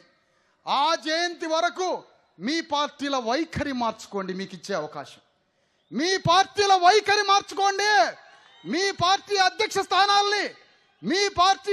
స్థానాల్ని అణగారిన వర్గాలకు ఇవ్వండి. మీరు ముఖ్యమంత్రి పరిపాలనలోకి వస్తే దళితుని ముఖ్యమంత్రి సింహాసనం మీద కూర్చోబెట్టండి. మీ బ్యూరోక్రసీ మొత్తం అణగారిన వర్గాల చేతిలో పెట్టండి. మీ బడ్జెట్ అంతా 90% అట్టడుగు వర్గాల చేతిలో పెట్టండి. ఈ 4 పనులు చేయకపోతే మార్చి 15వ తారీఖున మిమ్మల్ందరినీ బొందబెట్టి మేమే రాజకీయ వేదిక సృష్టించే ఆలోచన కూడా చేస్తాం. మేము చేయొద్దా? మేము ఈ ఆలోచన చేయొద్దా? బతుకంతా మేము ఓట్లేసుకుంటూనే పోవాలనా? బతుకంతా కూలిపోతూ తాగి పడిపోయి 100-50 సారా తాగి పడిపోతే మళ్ళీ హాస్పిటల్ చేర్చేది వాళ్ళ హాస్పిటల్నే. కోర్టుకు పోయి తలకాయలు బాలు కొట్టుకుంటే కోర్టు పోయేది వాళ్ళ లాయర్ దగ్గరికే. తలకాయలు పగిలితే చూయించుకోవడానికి హాస్పిటల్ వాళ్ళదే. నాయకుడు ఆయనే. పోలీస్ స్టేషన్కి ఫోన్ చేస్తానంటాడు, అసలు ఫోన్ చేసేది అవతల ఫోన్ కలవదు. కానీ నీ గురించి చెప్పిన ఎస్ఐ గారికి అంటాడు. ఏం చెప్పినాడు? తన్నమని చెప్పిండు. వీడు తన్నమని చెప్పిండు. మన బతుకంతా పోలీస్ స్టేషన్లు హాస్పిటళ్ళు. అసెంబ్లీ పార్లమెంట్ వద్దా మనకి? ఆ రెండింటికి కాదా మనం పోయేది? పోలీస్ స్టేషన్లు హాస్పిటల్లా మన బతుకంతా. ఆయన మనిషే ఎస్ఐ, ఆయన మనిషే డాక్టరు, ఆయన మనిషే లాయరు, ఆయన మనిషే నాయకుడు. ఆయన ఇటు ఫోన్ చేస్తాడు, అటు ఫోన్ చేస్తాడు, ఇద్దరిని దాన్ని ఇస్తాడు పోలీస్ స్టేషన్లో. మనకేం ఆయన మంచిగా మాట్లాడిండు, పెళ్లికి వచ్చిండు, మా పెళ్లికి హాస్పిటల్కి వచ్చి నా పక్కనే కూర్చుండు చాలాసేపు. రెడ్డి గారు గంట సేపు కూర్చున్నాయా? ఇది చెప్పుకుంటూ తిరుగుతాడు మనోడు, ఊర్లు చెప్పుకుంటాడు. రెడ్డి గారు వచ్చి ఇగో నేను పక్కన బెడ్ పక్కనే కూర్చున్నాడు. ఆయన చాలాసేపు ఉన్నాడు. ఎన్ని పనులున్నాయి ఆయనకి? ఎన్ని పనులున్నా నీ పక్కనే కూర్చున్నాడట. ఎందుకు కూర్చున్నాడు? మన అమ్మాయి సమర్థ అయితే వచ్చి బియ్యం వేస్తాడట, మన పెళ్లి కాడికి వచ్చి 1 కట్ట బియ్యం వేస్తాడట, మన దినం కాడికి వచ్చి 2 కట్టల బియ్యం వేస్తాడట. ఎంతకాలం ఈ దారుణమైన బ్రతుకు? వాళ్ళ ఇళ్ళల్లో ఏమన్నా అయితే మనం బియ్యం కట్టలు వేసేది ఎప్పుడు నాయన? మనం ఎప్పుడు వేయాలి వాళ్ళకి బియ్యం కట్టలు వేసేది ఎప్పుడు? వాళ్ళకి సదింపులు వేసేది ఎప్పుడు? నీ చేతుల అంబేద్కర్ రాజ్యాంగం రాసి అంతకుముందు కూలీ పని చేస్తే 1 రూపాయి కూడా ఎవడు కూలీ పని ఇయ్యలే. బ్రిటిష్ వాడు రైల్వే కట్టలు వేసేటప్పుడు మనందరికీ పని ఇచ్చిండట. పని చేసినాక సాయంత్రం పూట వెళ్ళిపోతారట. బ్రిటిష్ వాడికి అర్థం కాలేదట. ఏందా వీళ్ళు పని చేసి వెళ్ళిపోతారంటే వీళ్ళు డబ్బులు అడగరు సార్ అన్నాడట. ఊరి అమ్మ, డబ్బులు అడగకుండా ఎట్లా బతుకుతారంటే, ఈ దేశంలో ఎవడు డబ్బులు వేయలేదు సార్, ఈ దేశంలో మాకు ఇప్పటివరకు ఎవడు డబ్బులు వేయలేదు అన్నాడు. అంటే ఈ దేశంలో అంబేద్కర్ రాజ్యాంగం రాసిన తర్వాత పనికి తగ్గ వేతనం, పనికి 12 గంటలే పని చేయాలి, 8 గంటలే పని చేయాలి, పనికి తగ్గ వేతనం ఇవ్వాలి. వేతనం ఇవ్వకపోతే వాడిని పోలీస్ స్టేషన్లో పెట్టాలని రాజ్యాంగం రాసిండు అంబేద్కర్. మరి నీ జేబులకు 500 వచ్చినాయిగా, మరి 500 1000 రూపాయలు ఇచ్చినాక నువ్వు ఇవ్వవా 100 రూపాయలు రెడ్డికి? సాయి తాగిరాపో రెడ్డి అని ఇవ్వవా 10 రూపాయలు? సాయిరా తాగిరాపో వెలమదోరా అని వెలమదోరకు 10 రూపాయలు ఇవ్వవా? వాళ్ళ దగ్గరికి సెంటర్ కాడ నిలబడి చూస్తూ ఉంటాడు మనోడు వాళ్ళ వైపు. ఒకటే చూసుడు వాళ్ళ వైపు. ఏమి చూసుడండి ఆ చూసుడు? అట్లే చూస్తాడు ఆయన నాయకుడు. అట్లే చూస్తాడు. నువ్వు మంచిగా తెల్ల గుడ్డలు వేసుకొని అద్దం ముందు నిలబడి నువ్వు మంచిగా తయారు కారు, అది రెడ్డి కన్నా నువ్వు అందంగా ఉంటావు. నువ్వు మంచిగా అందంగా ఉంటావు, అంబేద్కర్ అంత అందంగా తయారయ్యండు, నువ్వు తయారు కావా? నువ్వు మాసిన గుడ్డలు వేసుకొని గడ్డం పెంచుకొని ఒకటే మనాదులు మనకి ముఖం మీద. హైదరాబాద్ చదువుతాడు, ఇంకొక కాడ చదువుతాడు, నువ్వు బోధ తినవు. నువ్వు బోధన లేదని హైదరాబాద్ చదివే పోరగాడు మయ్య బోధన లేదని ఆయన, మా అయ్య బోధండేమో అని ఆయన ఏడవటం, మా వాడు తినడో లేదని నువ్వు ఏడవటం. ఈ విషయం మీ ఇంట్లో పెద్ద కూతురికి ఫోన్ చేసి ఎట్లా అని నువ్వు ఏడవటం, నువ్వు ఏడిసినావని పెద్ద కూతురు ఏడవటం, ఆమె ఏడిసిందని వాళ్ళ చెల్లెకి చెప్పడం. ప్రతి ఫోన్లో కనెక్టివిటీ ఏడుపే, టోటల్ ఏడుపే జరుగుతూ ఉంటుంది. ఏదన్నా ఆటను కోసుకొని పంచం చేయాలంటే 5,000 రూపాయలు రెడ్డి గారు అప్పియాలి మళ్ళీ అక్కడికి. జీవితం అంతా ఇదే. మనకి భూమి లేదు. తెలంగాణ ఉద్యమం ద్వారా రాజ్యాన్ని సాధించుకుంటే మీకు నీళ్ల వసతి 1200 టీఎంసీల నీళ్లు వస్తాయంటే అంగుళం భూమే మనకు లేదు. అంగుళం భూమే మనకు లేనప్పుడు ఈ ప్రాజెక్టులలో వచ్చే నీళ్లు ఎవరి కోసం? రైతు బంధు వస్తే ఆ బంధు ద్వారా ఎవరికి లాభం? ఏని మాట్లాడినామా మనం? ఈ పథకాలన్నీ రేపు మరొక పార్టీ వచ్చినా ఇదే పథకాలు, ఇప్పుడున్న పార్టీ ఇదే పథకాలు. కానీ మనకు రాజ్యం వస్తే మాకు భూమిలో నీళ్ళలో కాదు, మాకు విలువైన విద్య కావాలి, మా బిడ్డలంతా అమెరికా పోయేంత గొప్ప చదువులు మాకు కావాలి, మాకు విలువైన హాస్పిటల్ కావాలి, మేము పని చేసుకోవడానికి పని కావాలి, విద్య కావాలి, వైద్యం కావాలి, ఉపాధి కావాలి, భూమి కావాలి, ఇల్లు కావాలి, గౌరవం కావాలి. ఈ 5ంటిని తీసుకొచ్చి సాధించడానికే స్వరాజ్య పాదయాత్ర ప్రారంభమవుతుంది ఈ రాజ్యంలో. అందుకని చివరిగా మిమ్మల్ని అందరినీ కోరేది, మనందరం రాజకీయాలే వృత్తిగా తీసుకోమని అంబేద్కర్ చెప్పిండు.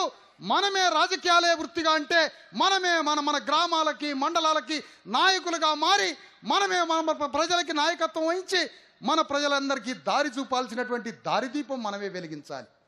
అందుకోసమే తండ్రి రాసిన అంబేద్కర్ మార్గంలో, అంబేద్కర్ రాజ్యాంగం ఇచ్చినటువంటి దారిలో మనం ప్రయాణం చేయాలని కోరుతూ ఈ స్వరాజ్య పాదయాత్ర 10,000 కిలోమీటర్ల పాదయాత్ర. ఈ 10,000 కిలోమీటర్లు వేలాది గ్రామాల్లో ప్రయాణం చేస్తుంది.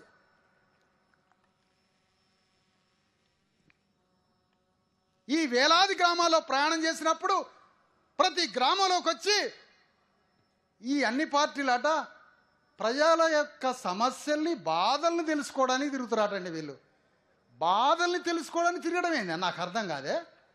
బాధలు తెలుసుకోవడానికి తిరుగుతారట. మరి నన్ను అడిగిరు, నీ స్వరాజ్య పాదయాత్ర దేనికంటే మమ్మల్ని బాధ పెట్టినోడు ఎవడో వాడిని బజారుకి లాగుదామని పోతాను నేను. వాణ్ణి లాగొద్దా జాజులన్నా? వాణ్ణి బజార్లకు లాగొద్దా? వీడు బాధలు తెలుసుకోవడానికి నీకు బాధలు తెలవదా?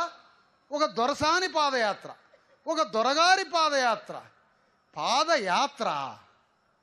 మీరు బాధలు తెలుసుకోవడానికి పోతారా? మరి బాధ పెట్టిన దోషిని నడి బజార్లకి లాగి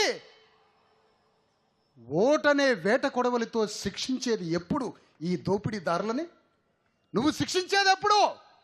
మానవ జీవితానికి అర్థం సత్యాన్ని తెలుసుకోవడమే మానవ జీవితానికి అర్థం. ఆ సత్యాన్ని గెలిపించడమే మానవ జీవితానికి అర్థం. సత్యాన్ని గెలిపిద్దాం రండి. సత్యం ప్రతిరోజు ఓడిపోతుంది. ఎందుకంటే సత్యం ఇంట్లో ఉంటుంది, అబద్ధం యుద్ధంలో ఉంటుంది. అబద్ధీకుడే యుద్ధంలో ఉంటాడు. సత్యవంతుడు వాడు దొంగ వీడి దొంగ అని గడప కాడ కూర్చొని ముచ్చట్లు చెప్తాడు. హైదరాబాద్లో కూర్చోవటం కేసీఆర్ కాంగ్రెస్ ఒకటే తిట్టుడు. ఒక కాడ కూర్చొని ఇంత మందో సారో ఛాయో తాగడం, పిచ్చి పిచ్చిగా తిట్టి ఇంటికి పోవటం, మళ్ళీ వానికే ఓట్లు వేయటం. అన్ని పార్టీలను తిడతాడట, ఒక్కడ ముచ్చట పెడతాడట. మరి నీ రాజ్యం కోసం యుద్ధం చేయవా? నీ రాజ్యం కోసం పోరాటం చేయవా? నీ రాజ్యం కోసం మహోద్యమం చేయవా? నువ్వు వాళ్ళ వీళ్ళని తిడితే ఏమొస్తుంది? డిఎస్పి నమ్ముకుంటుంది, డోంట్ అపోజ్ వితౌట్ ప్రపోజ్. నీవు ఒకడిని వ్యతిరేకిస్తున్నావంటే నువ్వు చూపించే మార్గం ఏంటో చూపించాలి. అది ఇప్పుడు డిఎస్పి చూపించే మార్గం, అదే సత్యము. అందుకనే మీకు మళ్ళీ చెప్తున్నాను, ఇక్కడ సామాన్యుడున్నా విద్యావంతుడున్నా ఒకటే చెప్తున్నా, ప్రతిసారి అధర్మమే గెలుస్తుంది, ప్రతిసారి అసత్యమే గెలుస్తుంది. సత్యాన్ని గెలిపించాలంటే సత్యం గురించి మాట్లాడుకుంటే సరిపోదు, సత్యాన్ని యుద్ధం చేయించాలి. సత్యంతో మైదానంలో సత్యం యుద్ధం చేయాలి. అబద్ధీకుడే దేశం మీద తిరుగుతున్నాడు, సత్యవంతుడు విశ్రాంతిలో ఉన్నాడు. అబద్ధీకుడు యుద్ధం చేస్తున్నాడు, సత్యవంతుడు విశ్రాంతిలో ఉన్నాడు. యుద్ధానికి పోవాలి మనం. మనం యుద్ధానికి పోయినప్పుడు మన సత్యం గెలుస్తుంది. ఇదే మానవ జీవితానికి అర్థం. నా పిల్లలు నా కుటుంబం, నా పిల్లలు నా కుటుంబం అంటే సమాజం బాగుపడదు, మనకి ఏమీ రాదు. ప్రతి మనిషి సమాజం గురించి ఆలోచించండి. మిమ్మల్ని ప్రాధేయపడి బుద్ధుడి నుంచి అంబేద్కర్ వరకు, కాన్షియం రామ్ వరకు జరిగిన యుద్ధమంతా సమాజం గురించి ఆలోచించాలి. సమాజ కన్నీళ్ల గురించి ఆలోచించాలి. పరుల గురించి ఆలోచించాలి. అప్పుడే ఈ సమాజం తయారైద్ది. అందులోనే నువ్వు బాగుపడతావు తప్ప నీ కుటుంబం గురించి మాత్రమే ఆలోచిస్తే మనకి ఏమీ ఒరగదు. స్వార్థాన్ని తీసేద్దాం, విశ్రాంతిని తీసేద్దాం. స్వార్థము విశ్రాంతిని తీసేసి సమాజంలో 10 మంది కోసం పోరాటం మొదలు పెడదాం. ఆ పోరాటంలో మనందరం భాగస్వాములమవుతాం. స్వరాజ్య పాదయాత్రని ఈరోజు ఇక్కడి నుంచి మొదలుపెట్టే స్వరాజ్య పాదయాత్ర 10,000 కిలోమీటర్లు దాటి అందులో 8,000 కిలోమీటర్లతో వచ్చే సంవత్సరం మార్చి 15 కాన్షీరామ్ జయంతికి హైదరాబాద్కి, మళ్ళా కాన్షీరామ్ జయంతికి హైదరాబాద్ చేరుకుందాం. లక్షలాది మందితో సభ పెడదాం వచ్చే మార్చి 15వ తారీఖు హైదరాబాద్లో. ఆ తర్వాత మళ్ళా 2,000 కిలోమీటర్లు తిరుగుదాం, నడుద్దాం కాలినడకన. అప్పుడు 10,000 పూర్తయితే వచ్చే మార్చి 15వ తారీఖు వరకు ఈ స్వరాజ్య పాదయాత్రని కాపాడుకోవాల్సిన బాధ్యత మీదే. మీరే కంటికి రెప్పలాగా పాదయాత్రని కాపాడుకోండి. ఈ వేదిక నుంచి డీజీపీ ముఖ్యమంత్రికి నేను ఒక విన్నతి చేస్తున్నా. ఈ పాదయాత్ర శాంతియుత యాత్ర. భారత రాజ్యాంగం పట్టుకొని అణిచివేయబడిన, అణగారిన, పీడిత, తాడిత, ఒంట్లో రక్తం లేని, శరీరం మీద బట్టలు లేని, చదువు లేని, కటిక పేదలైన వాళ్ళని రాజ్యంలోకి తీసుకురావడానికి శాంతి యాత్ర చేయబోతున్నాం. 10,000 కిలోమీటర్ల స్వరాజ్య పాదయాత్ర. ఇది రాజ్యాంగ విలువలు చెప్పే యాత్ర. పోలీసు గుండె మీద 3 సింహాలు ఎట్లున్నాయో నా చేతిలో అశోక రాజదండం కూడా అంతే ఉంది. కాబట్టి పోలీసులు, ఈ రాష్ట్ర ప్రభుత్వం ఈ స్వరాజ్య పాదయాత్రని, మీరు ఈ యాత్రని కాపాడాల్సిన బాధ్యత మీ మీద ఉన్నది. ఎందుకంటే ఈ రాజ్యాంగ విలువల్ని ఏ దేశంలోనైనా ప్రభుత్వమే రాజ్యాంగ విలువల్ని ప్రచారం చేస్తుంది. కానీ మేము రాజ్యాంగ విలువల్ని ప్రచారం చేయడానికి పోతున్నాం. మీ పని కూడా మేమే చేస్తున్నాం. కాబట్టి ఈ రాష్ట్ర పోలీస్ వ్యవస్థ, ఈ రాష్ట్రాన్ని పరిపాలించే పరిపాలకులు, వీళ్ళని ప్రశ్నించే వీళ్ళు ప్రతిపక్షాలట. వీళ్ళు ఏం పచ్చమో మనకు తెలియదు, ఇది ఏం పచ్చవాతమో కూడా మనకు తెలియదు. ప్రతిపక్షం ఉన్నదా ఈ రాష్ట్రంలో? ప్రతిపక్షం లేదు. ఈ ప్రశ్నించే గొంతుకలు కావి, ఈ బ్లాక్ మెయిలింగ్ గొంతుకలు, ఈ ప్రశ్నించే గొంతుకలు కావి. వీళ్ళందరూ ఒకటే. ప్రతిపక్షం ఏదన్నా ఉంటే మన ఉద్యమమే, బహుజన ఉద్యమమే ప్రతిపక్షం. అందుకని ప్రతి ఒక్కరు రోజు ఒక నోట్స్ పెట్టుకొని, నేను ఎమ్మెల్యే అయితే, నేను ముఖ్యమంత్రి అయితే జనాన్ని ఎట్ట పరిపాలిస్తా 4 పేజీలు రాయా. రేపటి నుంచి సెల్ఫ్ గవర్నమెంట్ ఆలోచన చేయండి. మనం పరిపాలన చేస్తే ఎట్లుంటుందో ఒక ఆలోచన తెచ్చుకోండి. కలగనండి అయ్యా ముఖ్యమంత్రి అయితే, కలగనండి. రూపాయి ఖర్చు లేదు. కళలలో కూడా జీతగాడైనట్టే కలగనాలి మనం. రెడ్డి గారి ఇంట్లో జీతం చేస్తున్నా అని కలగనాలి మనం. నువ్వు యజమాని అయినట్టు కలగనవా? నువ్వు ఎమ్మెల్యే అయినట్టు కలగనవా? నువ్వు ముఖ్యమంత్రి అయినట్టు కలగనవా? మేము మాక్ అసెంబ్లీలు పెట్టబోతున్నాం. మాక్ అసెంబ్లీ అంటే ఒక వ్యక్తిని కుర్చీలో కూర్చోబెట్టి ఇటొక 100 మందిని, అటొక 100 మందిని ఎమ్మెల్యేలు ప్రతిపక్షాలుగా పెట్టి ఈ రాజ్యాన్ని ఎట్లా పరిపాలించాలో ప్రతి గ్రామంలో అసెంబ్లీ అని ఒక మాక్ అసెంబ్లీని పెడదాం. అందులో బీసీలు ఉంటారు, ఎస్సీలు ఉంటారు, ఎస్టీలు ఉంటారు. ఈ రాష్ట్రానికి 1,00,000 కోట్ల బడ్జెట్ ఎట్లా వస్తుంది? బిజినెస్ అడ్వైజింగ్ కమిటీ అంటే ఏంటి? అసెంబ్లీని ఎట్లా నిర్వహించాలి? అసెంబ్లీని ఎట్లా తయారు చేయాలి? ముందుగా స్పీకర్ని ఎట్లా కూర్చోబెట్టాలి? ముఖ్యమంత్రి అయితే బడ్జెట్ని ఎట్లా తయారు చేయాలి? సారా నుంచి ఎట్లా డబ్బులు వస్తాయి? వెనకబడిన తరగతులకు ఎట్లా ఖర్చు పెట్టాలి? ప్రాజెక్టులకు ఎట్లా ఖర్చు పెట్టాలి? ఈ యొద్ద మనం గ్రామాలకు కూర్చొని ఒకటే సోది, జోకులు, బగారన్నం, చికెను. జీవితాంతం ఇదేనా? వాడు పచ్చడి కోళ్ళు ఎలాడదీస్తాడు, బగారన్నం అది కోసుకొని పోవటం. మరి అసెంబ్లీ ఎప్పుడు? మాకు అసెంబ్లీ పెట్టేది మనం, మాకు పార్లమెంటు పెట్టేది ఎప్పుడు మనం? అసెంబ్లీ, పార్లమెంటు, ఎస్సీ, ఎస్టీ, బీసీలతో ప్రతి గ్రామంలో మాకు అసెంబ్లీలు నిర్వహించి మన బడ్జెట్ని ఎట్లా తయారు చేద్దాం, మన ముఖ్యమంత్రి అయితే ఎట్లా పరిపాలించుకుందాం, మన మంత్రిత్వ శాఖలను ఎట్లా పరిపాలిద్దాం. సినిమాటోగ్రఫీ అని ఒక మంత్రి పదవి పెట్టుకుందాం మనమే మాకు అసెంబ్లీలో పెట్టుకొని ఈ సినిమా పరిశ్రమలో ఉన్న కమ్మ రెడ్లని అందరిని ఎల్లగొట్టి మన దళితుడికే సినిమా పరిశ్రమను ఒప్పచెబుతాం. హైదరాబాద్లో మనమే సినిమాలు చూడాలా? వాడు హీరో, మనం సినిమా చూడాలి, వాడు హీరో. ఆ బాహుబలి అనే సినిమాలో శివలింగం ఎత్తుతాడట ఆయన. షూటింగ్ అయిపోయినాక ఫ్యాన్ గాలికి ఎగురుతుంది ఆ శివలింగం. ఫ్యాన్ గాలి వస్తే ఆ శివలింగం ఎగురుతుంది. ధర్మకోల్ షీట్తో తయారు చేసి ఆయన భుజం మీద పెట్టి మోస్తున్నట్టుగా బాహుబలిలో అది మోస్తూ ఉంటాడు. వాడు షూటింగ్ అయిపోయాక ఆడ పెడితే ఫ్యాన్ గాలికి అది ఎగిరిపోయాయి. ఇది వీడి శివలింగం. ఇప్పుడు ఆ ప్రభాస్ ఏదైనా అసెంబ్లీలో పోటీ చేస్తే ఆయన నిజంగానే శివలింగం మోసిండని నువ్వు ఓటేస్తావు. అదేమో ధర్మకోల్ షీటు. మరి ఎట్లా తెలవాలి ఇవన్నీ మనకి చెప్పండి? పోనీ ఆయన ఏమైనా యుద్ధాలు చేసి ఆ కొండలలో తాడు పట్టుకొని ఏలాడిండ అంటే, చీర్యాల అని ఒక ఊరున్నది కీసర పక్కన, రంగారెడ్డి జిల్లా చీర్యాల అని ఒక ఊరుంది, ఔటర్ రింగ్ రోడ్డు దగ్గర. ఈ ప్రభాస్ అనేటువంటి తాళ్ళు కట్టి ఏలాడదీసేది ప్రభాస్ కాదు. ఆ చీర్యాల ఊళ్ళో ఒక గౌండ్ల మిత్రుడు ఆ తాళ్ళు పట్టుకొని ఏలాడే ఒక డూపి హీరో. ఈ సినిమాలకి మనం కోట్ల రూపాయలు ఖర్చు పెడుతున్నాం. పోనీ ఆ సినిమాలో కట్టప్ప ఏమైనా సింహాసనం మీద కూర్చున్నాడా? వాడి నడువున వాడు ఎన్ని పూసల కత్తి పెట్టి చంపేవాడిని. నీ వాడిని చంపితే నువ్వే సప్పట్లు కొడతాంటివి. మళ్ళా ఎట్లా మరి?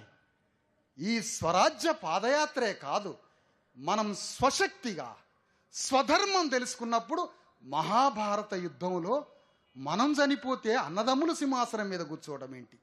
ఈ ఆలోచన వచ్చినప్పుడు ఈ రాష్ట్రంలో వెలమారెడ్లేనా కూర్చోవడం? మనం సింహాసనం మీద కూర్చోవద్దా? మహాభారత కాలం నుంచి ఇప్పటి వరకు అన్నదమ్ములే ధర్మాధర్మాల పేరు మీద మనల్ని రెచ్చగొట్టి చంపి వాళ్ళు సింహాసనం మీద కూర్చుంటున్నారు.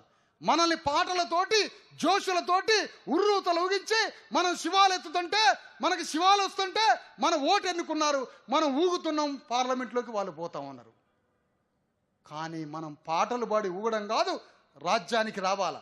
ఈ స్వభావాలు, నేను చెప్పిన స్వభావాలు, నేను చెప్పిన ఈ పాలక గుణాలు ఒక్క టీఆర్ఎస్లోనే కాదు, టీఆర్ఎస్కి అదే గుణం, కాంగ్రెస్కి అదే గుణం, అదే బీజేపీ గుణం. ఈ మూడు పార్టీలకి ఇవే లక్షణాలు. కాబట్టి మన స్వంత రాజ్యాన్ని నిర్మించుకొని మన బంగారు భవిష్యత్తు, మన బిడ్డల భవిష్యత్తు కోసం మనం రాజ్యాన్ని, స్వరాజ్యాన్ని ఆత్మగౌరవంతో నిర్మించుకొని మన బిడ్డల బంగారు భవిష్యత్తు కోసం, మన కుటుంబాలు ఆనందంగా జీవించడం కోసం, మన సహబాధితులైనటువంటి వర్గం కూడా అందరూ ఇక్కడ మన గుండ్రాదుపల్లె, ఎక్కడమ్మా సౌటుపల్లి తర్వాత ఏ ఊరు, గుండ్రాంపల్లిలా రెడ్లు కూడా ఏం బావా అక్క అని మాదిగోళ్ళ దగ్గరకు వచ్చి పలకరిస్తారు. ఏం బావా అక్క, పెదనాయన, చిన్నాయన అని గుండ్రాంపల్లిలో రెడ్లు ఉన్నారు కదా, వాళ్ళు మాదిగ గుడానికి వచ్చి అన్నం తిని మనల్ని వరుసలు పెట్టి పిలుస్తారు. ఎస్సీలని కూడా మిగతా అగో ఆ రెడ్లని మా రాజకీయంలో తీసుకుంటాం మేము చేసేదానికి. ఎందుకంటే గుండె దిల్లిచ్చేటోడు కావాలి మాకు. అలాంటి మమ్మల్ని ప్రేమించే వాళ్ళని కూడా తీసుకునే అంత విశాలమైన స్వభావం కలిగిన వాళ్ళం. అందుకనే ఈ స్వరాజ్య పాదయాత్ర ఏ రాజకీయ పార్టీకి సంబంధించింది కాదు, ఏ రాజకీయ వేదిక కాదు. స్వరాజ్య పాదయాత్ర ఈ రాష్ట్రంలో ఉన్న 2000 సంవత్సరాల నుండి రాజకీయానికి, ఆర్థికానికి, సమాజానికి అన్నింటికీ దూరమైపోయిన కోట్ల మంది ప్రజల్ని ప్రధాన స్రవంతిలోకి తీసుకొచ్చి వీళ్ళకి రాజకీయ చైతన్యాన్ని అందించి వీళ్ళని కూడా అధికారంలో కూర్చోబెట్టే ఒక చైతన్యాన్ని రగిలించే ఒక నాన్ పొలిటికల్ మూమెంట్ మాత్రమే. ఈ మూమెంట్ ద్వారా అన్ని పార్టీలు సంస్కరించబడాలని, అన్ని పార్టీల ఆలోచనలు సంస్కరించబడాలని 1920లో అంబేద్కర్ సామాజికంగా అందరూ ముందుకు రావాలని ఇలాంటి స్వరాజ్య ఉద్యమం అంబేద్కర్ చేస్తుంటే, అప్పుడు కాంగ్రెస్ పార్టీ కూడా బుద్ధి తెచ్చుకొని మనం కూడా అంటరాని బీసీలని కాంగ్రెస్ పార్టీ ద్వారా రాజ్యానికి తెద్దామని 1920లో అప్పుడు గాంధీ తీర్మానం చేసిండు. మేం కూడా రేవంత్ రెడ్డి ముందు తీర్మానం చేస్తున్నాం, మీరు కూడా డబ్బులు కొట్టండి అని. ఆనాడు గాంధీ ఎట్లా తీర్మానాలు చేసిండో అంబేద్కర్ ఉద్యమాన్ని చూసి ఈనాడు కూడా మీరు కూడా మీ పార్టీలల్లా అణగారిన వర్గాలందరినీ మీ పార్టీలల్లా సింహాసనం మీద కూర్చోబెట్టి మీరు వాళ్ళకి పట్టం కట్టండి అయ్యా అని మిమ్మల్ని సంస్కరించబడడానికి, మీలో పరివర్తన రావడానికి, ఇది రాజకీయేతర ఉద్యమాన్ని మిమ్మల్ని కూడా కనువిప్పు కలగడానికి తీసుకొస్తున్న శాంతియుత యాత్ర మాత్రమే. మాకు ఎవడి మీద పగలేదు. ఒక సత్యం బయటకు వచ్చినప్పుడు ఎవడైనా ట్రాన్స్ఫార్మ్ అవుతాడు. మీరు అయితే సంతోషం, కాకపోతే కాన్శీరామ్ చెప్పినట్టు వింటాం. ఏం లేదు, సింపుల్ థింగ్, అయిపోయి కాన్శీరామ్ చెప్పినట్టు అయితే వింటాం మరి. అందుకని ఇది రాజకీయేతర ఒక శాంతియుత స్వరాజ్య పాదయాత్ర. ఈ పాదయాత్రని, దీంట్లో ఉన్న భావనని పోలీసు, మంత్రులు, పరిపాలకులు గమనించి ఈ యాత్రకి సహకరించి దీన్ని రక్షించాలి. ఇది రాజ్యాంగ యాత్ర. రాజ్యాంగ విలువల్ని బోధించే యాత్ర, అట్టడుగు వర్గాల్ని ప్రధాన శ్రమంతిలో కలిపే యాత్ర. ఈ విధంగా మనం సమాజాన్ని తయారు చేస్తే అమెరికా కన్నా, ఇజ్రాయెల్ కన్నా గొప్ప దేశంగా తెలంగాణని మార్చుకుందాం. ఈ యాత్ర మీరు కంటికి రెప్పలా కాపాడుకొని మీ గ్రామానికి 33 జిల్లాలు ఇక్కడ కలవకుర్తి మొదలు పెడితే వనపర్తి మీద నుంచి, గద్వాల మీద నుంచి, గద్వాలలో ఉన్నటువంటి వాళ్ళు, వనపర్తిలో ఉన్న వాళ్ళు ఒక్కొక్క నియోజకవర్గంలో 2 లక్షల ఓట్లుంటే ఆ 2 లక్షల ఓట్లలో 1,95,000 ఓట్లు ఎస్సీ ఎస్టీల బీసీల ఓట్లుంటే 5,000 ఓట్లు లేని ఒక రెడ్డి ఆయన ఆ నియోజకవర్గానికి ఎమ్మెల్యే కావడం ఏమి న్యాయం ఇది? ఏమి సత్యం ఇది? అక్కడ సగరులు ఉన్నారు, మక్తల్లో ముదిరాజులు ఉన్నారు, నల్గొండలో యాదవులు ఉన్నారు, మరొక దగ్గర పద్మశాలీలు ఉన్నారు. నల్లగొండ అంతా పద్మశాలీలే. స్వాతంత్ర ఉద్యమం వచ్చిన కాడి నుంచి నల్లగొండ జిల్లా రెడ్లకే ఇస్తారట ఎమ్మెల్యే టిక్కెట్లు. ఒక్కొక్క అసెంబ్లీలో 2 లక్షల ఓట్లు ఎస్సీ ఎస్టీ బీసీలై ఉంటే అక్కడ 5,000 ఓట్లు ఉన్న రెడ్డి ఆయన ఎట్లా ఎమ్మెల్యే అవుతాడు? అందుకని తెలంగాణ ఉద్యమం నీటి లెక్కలు చెబుతుంటే డిఎస్పి ఉద్యమం ఓటు లెక్కలు చెప్పబోతుంది రేపటి నుంచి. ఒకటే సత్యాగ్ని మాట్లాడుతున్నాం. ఒక్కొక్క అసెంబ్లీలో కరీంనగర్ జిల్లా పోతే 1,50,000, 2,50,000 ఉంటే 2,40,000 ఓట్లు ఎస్సీ ఎస్టీ బీసీలు ఉంటే అక్కడ వెలమలకి 1000 ఓట్లు లేవు. మీరు ఎట్లా ఎమ్మెల్యేలు మంత్రులు అవుతున్నారు అడగడానికి బయలుదేరబోతున్నాం. ఒక నియోజకవర్గంలో 2 లక్షల ఓట్లుంటే 90% బీసీ ఎస్టీలుంటే అందులో నువ్వెట్లా ఎమ్మెల్యే అవుతావు? నువ్వెట్లా మంత్రి అవుతావు? నువ్వెట్లా పార్లమెంట్ సభ్యుడు అవుతావు? 95% బీసీ ఎస్సీ ఎస్టీల ఓట్లుంటే నువ్వు పోయి చట్టసభలో కూర్చుంటావా? మా బతుకు మార్చుకోవడానికి కుమ్మరాయన అసెంబ్లీలో పోయి కుమ్మరాళ్ళ బతుకుల గురించి మాట్లాడుకోవద్దా? అసెంబ్లీలో ఎన్ని కులాలు చట్టసభల్లో అడుగుపెట్టినాయి? మహేంద్రులు, బుట్టలల్లే మహేంద్రులు అసెంబ్లీలో కూర్చోవద్దా? కార్పెంటర్లు అసెంబ్లీలో కూర్చోవద్దా? పూసలోళ్ళ అసెంబ్లీలో కూర్చోవద్దా? మంగళోళ్ళ అసెంబ్లీలో కూర్చోవద్దా? చాకలోళ్ళ అసెంబ్లీలో కూర్చోవద్దా? మేము ఇక్కడ ఆ ఉద్యమం ఈ ఉద్యమం పేరు మీద రోడ్ల మీదకి వచ్చి బెస్తోళ్ళు వలలు పట్టుకొని రోడ్ల మీద పోరాటం చేయాలి, వలలు వేసుకుంటా. ఒక్కొక్క అసెంబ్లీలో మన ఓట్లు ఎన్ని ఉన్నాయి, వాళ్ళ ఓట్లు ఎన్ని ఉన్నాయి, మనం ఎందుకు అసెంబ్లీ ఓట్లే? ఇగో ఈ చైతన్యం తీసుకురాబోతున్నాం. ఇది తప్పని చెప్పమనండి ఒక పార్టీని. ప్రజాస్వామ్యం అంటే ఏంటి? డెమోక్రసీ అంటే ఏంటి? పార్లమెంటరీ సిస్టమ్ అంటే ఏంటి? రిపబ్లిక్ దేశం అంటే ఏంటి? ఎవరెంత జనాభా వారికంత వాటా, అదే డెమోక్రసీ. అది కావాల్సింది. డెమోక్రసీ, పొలిటికల్ డెమోక్రసీ ఎప్పుడు విజయవంతమైందంటే దానికి ముందు సోషల్ డెమోక్రసీ కావాలా, సాంఘిక ప్రజాస్వామ్యం కావాలా. సాంఘిక ప్రజాస్వామ్యం అంటే అది రాజకీయ పదం కాదు. సాంఘిక ప్రజాస్వామ్యం అంటే సహజీవన సూత్రం. బీసీలు ఎస్సీలు అందరం ఒక ప్లేట్లో అన్నం తినాలి, అందరం కలిసి భోంచేయాలి, ఒకరికి ఆపదొస్తే ఒకళ్ళని ఆదుకోవాలి, ఒక ఊరంతా అన్నదమ్ముల్లాగా కుటుంబ సభ్యుల్లాగా కలిసి బ్రతకాలి. అగో ఆ సాంఘిక ప్రజాస్వామ్యం కోసం స్వరాజ్య పాదయాత్ర బయలుదేరబోతున్నాం, అందరం కలిసిమెలిసి బతకడానికి. రా శ్రీనివాస్ గౌడ్, నిన్ను ఎందుకు గౌరవించానంటే మన మధ్య పెద్దగా అనుబంధం లేకపోయినా నువ్వు నవ యువకుడివి, విప్లవాత్మకంగా ఆలోచించు. ఏ పార్టీలో ఉన్న బీసీ వాడు మనోడు కాదు, వాడు చెంచా, గుర్తుపెట్టుకోండి.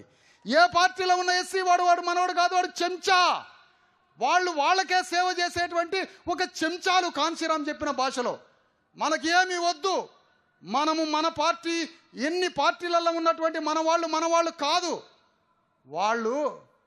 వాళ్ళు కాంశీరామ్ భాషలో ఏమంటాడంటే, ఏ లోగ్ హమారే ఆయే ఉన్కా దిమాగ్ దుష్మన్ మే హాత్ మే ఆయే.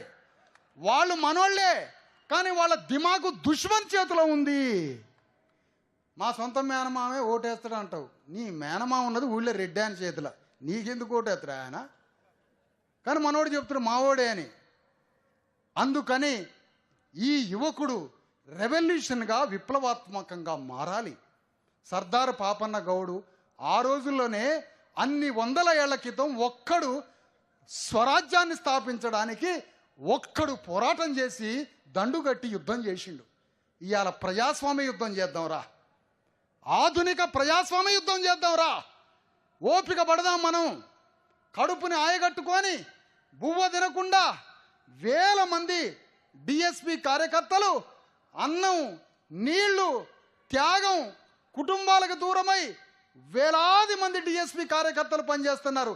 ఈ ఉద్యమం అంతా ఈ ఉద్యమం అంతా అంకితం అంతా ఈ డిఎస్పి కార్యకర్తలకే చెందింది, నాది కాదు అని చెప్తున్నా మీ అందరికీ మళ్ళొకసారి. నేను ఒక ఆలోచన తీసుకొని మీ ముందుకు వచ్చిన, నేను తీసుకొచ్చిన ఆలోచన మోసటోళ్ళే గ్రేటర్ నాకన్నా గొప్ప. అందుకని వేలాది మంది పనిచేస్తున్న డిఎస్పి కార్యకర్తలు, సమాజాన్ని తయారు చేస్తున్న డిఎస్పి కార్యకర్తలు, ఇందాక ముదిరాజు వచ్చిండు ఒక బీసీ వ్యక్తి షాద్ నగర్ నుంచి. ఆ మనిషి నా దగ్గర ఏమన్నాడంటే, సార్ నేను ముదిరాజు కులంలో పుట్టినా, నా వాళ్ళు ఇంతమంది ఉన్నారు, ఇన్ని లక్షల మంది ముదిరాజులు ఉన్నారు, కానీ నాకు డిఎస్పి కార్యకర్త వచ్చి చెప్పేంత వరకు రాజ్యాంగం వల్లనే నాకు ఈ బతుకొచ్చింది అన్న సంగతి తెలియదు సార్ అన్నాడు. ఏడా ముదిరాజు ఏడి? ఇట్లా ఎంతమంది, ఎన్ని లక్షల మంది, ఇట్లా ఎన్ని కోట్ల మంది, ఇట్లా రాజ్యాంగం వచ్చినాక అప్పుడా నాకు విలువ అని ఇట్లా చెప్తున్నారు ఒక్కొక్క కార్యకర్త. అందుకనే ఈ స్వరాజ్య పాదయాత్రని అత్యంత జాగ్రత్తగా నడిపించాలి. మన జాజుల శ్రీనివాస్ గౌడ్, ఆయనతో పనిచేసే వాళ్ళు అందరూ సైద్ధాంతికంగా మారాలి. ఆలోచన ఇంకా స్వాభావికంగా ఇంకా ఇంకా మారి స్వరాజ్యాన్ని స్థాపించడానికి మనందరం కలిసి ప్రయాణం చేద్దామని మీ అందరికీ వేదిక ముందు నుంచి వారికి విజ్ఞప్తి చేస్తూ ఉన్నాను. మన సామాజిక వర్గంలోనే మాదిగలే కాకుండా అనేక సామాజిక వర్గాలు ఉన్నాయి. అందరినీ ఒక దగ్గర తీసుకొద్దాం. పెద్ద మనుషులందరినీ ఏకం చేసి మాట్లాడాలని నేను నిమ్మనారాయణ గారికి వేదిక నుంచి చెప్తున్నాను. యేసుక్రీస్తాట ఒక పోతున్నాడట, అటు పోతుంటే వాక్యం చెప్పుకుంటా ఆడ బెస్తోళ్ళు చేపలు పడుతున్నారట. అప్పుడు యేసుక్రీస్తు అన్నాడు, ఏం చేపలు పడతావురా, మనుషుల్ని ఎట్లా పట్టాలో నేర్పిస్తారా అన్నాడట యేసుక్రీస్తు. ఎంత పెద్ద మాట అది. పేతురు ఎవరితో అన్నాడు, ఎన్నాళ్ళు చేపలు పడతావయా, మనుషుల్ని ఎట్లా పట్టాలో నేర్పిస్తారా అంటే రాజ్యం ఒప్పచెప్పాలని ఆయన ఆలోచన. అగో ఆ చేపలు పట్టే వలలేయద్దు, ఆ బెస్తోళ్ళందరినీ రాజ్యానికి తెమ్మని ఆ కామారెడ్డి నుంచి వచ్చిన రమేష్ డాక్టర్ గారికి చెప్తున్న, బెస్తోళ్ళని తయారు చేద్దాంరా, ఎన్నాళ్ళు చేపలు పడతారు, మనుషులను పడదాం రాండి, మనుషులను పట్టుకొద్దాం రాండి. ఆ విధంగా ఈ స్వరాజ్య పాదయాత్రని అడుగడుగున ప్రతి దగ్గర మీకు కంటికి రెప్పలాగా కాపాడుకుందాం. పాలక వర్గం, పోలీసు అందరూ సహకరించాలని కోరుతున్నాం. మేము శాంతియుతంగా బయలుదేరుతున్నాం. మీరు శాంతియుతంగా మా అందరికీ సహకరించాలని కోరుతూ, వారు సహకరించినా సహకరించకపోయినా మన ప్రజలే ఈ స్వరాజ్య పాదయాత్రని కంటికి రెప్పలా కాపాడుకొని, ఈ యాత్రని అడుగడుగునా కాపాడుకొని, మీ గ్రామాలు వచ్చినప్పుడు ఆ గ్రామాలలో ఈ యాత్ర మొత్తాన్ని విజయవంతం చేసి మార్చి 15 వరకు, ఆ తర్వాత 2 నెలలు ఇది మొత్తం విజయవంతం చేయాలని కోరుతూ మీ అందరి దగ్గర సెలవు తీసుకుంటున్నా. ఈ వేదిక నుంచే స్వరాజ్య పాదయాత్ర ప్రారంభం కాబోతుందని కూడా మీ అందరికీ తెలియజేస్తున్నాను.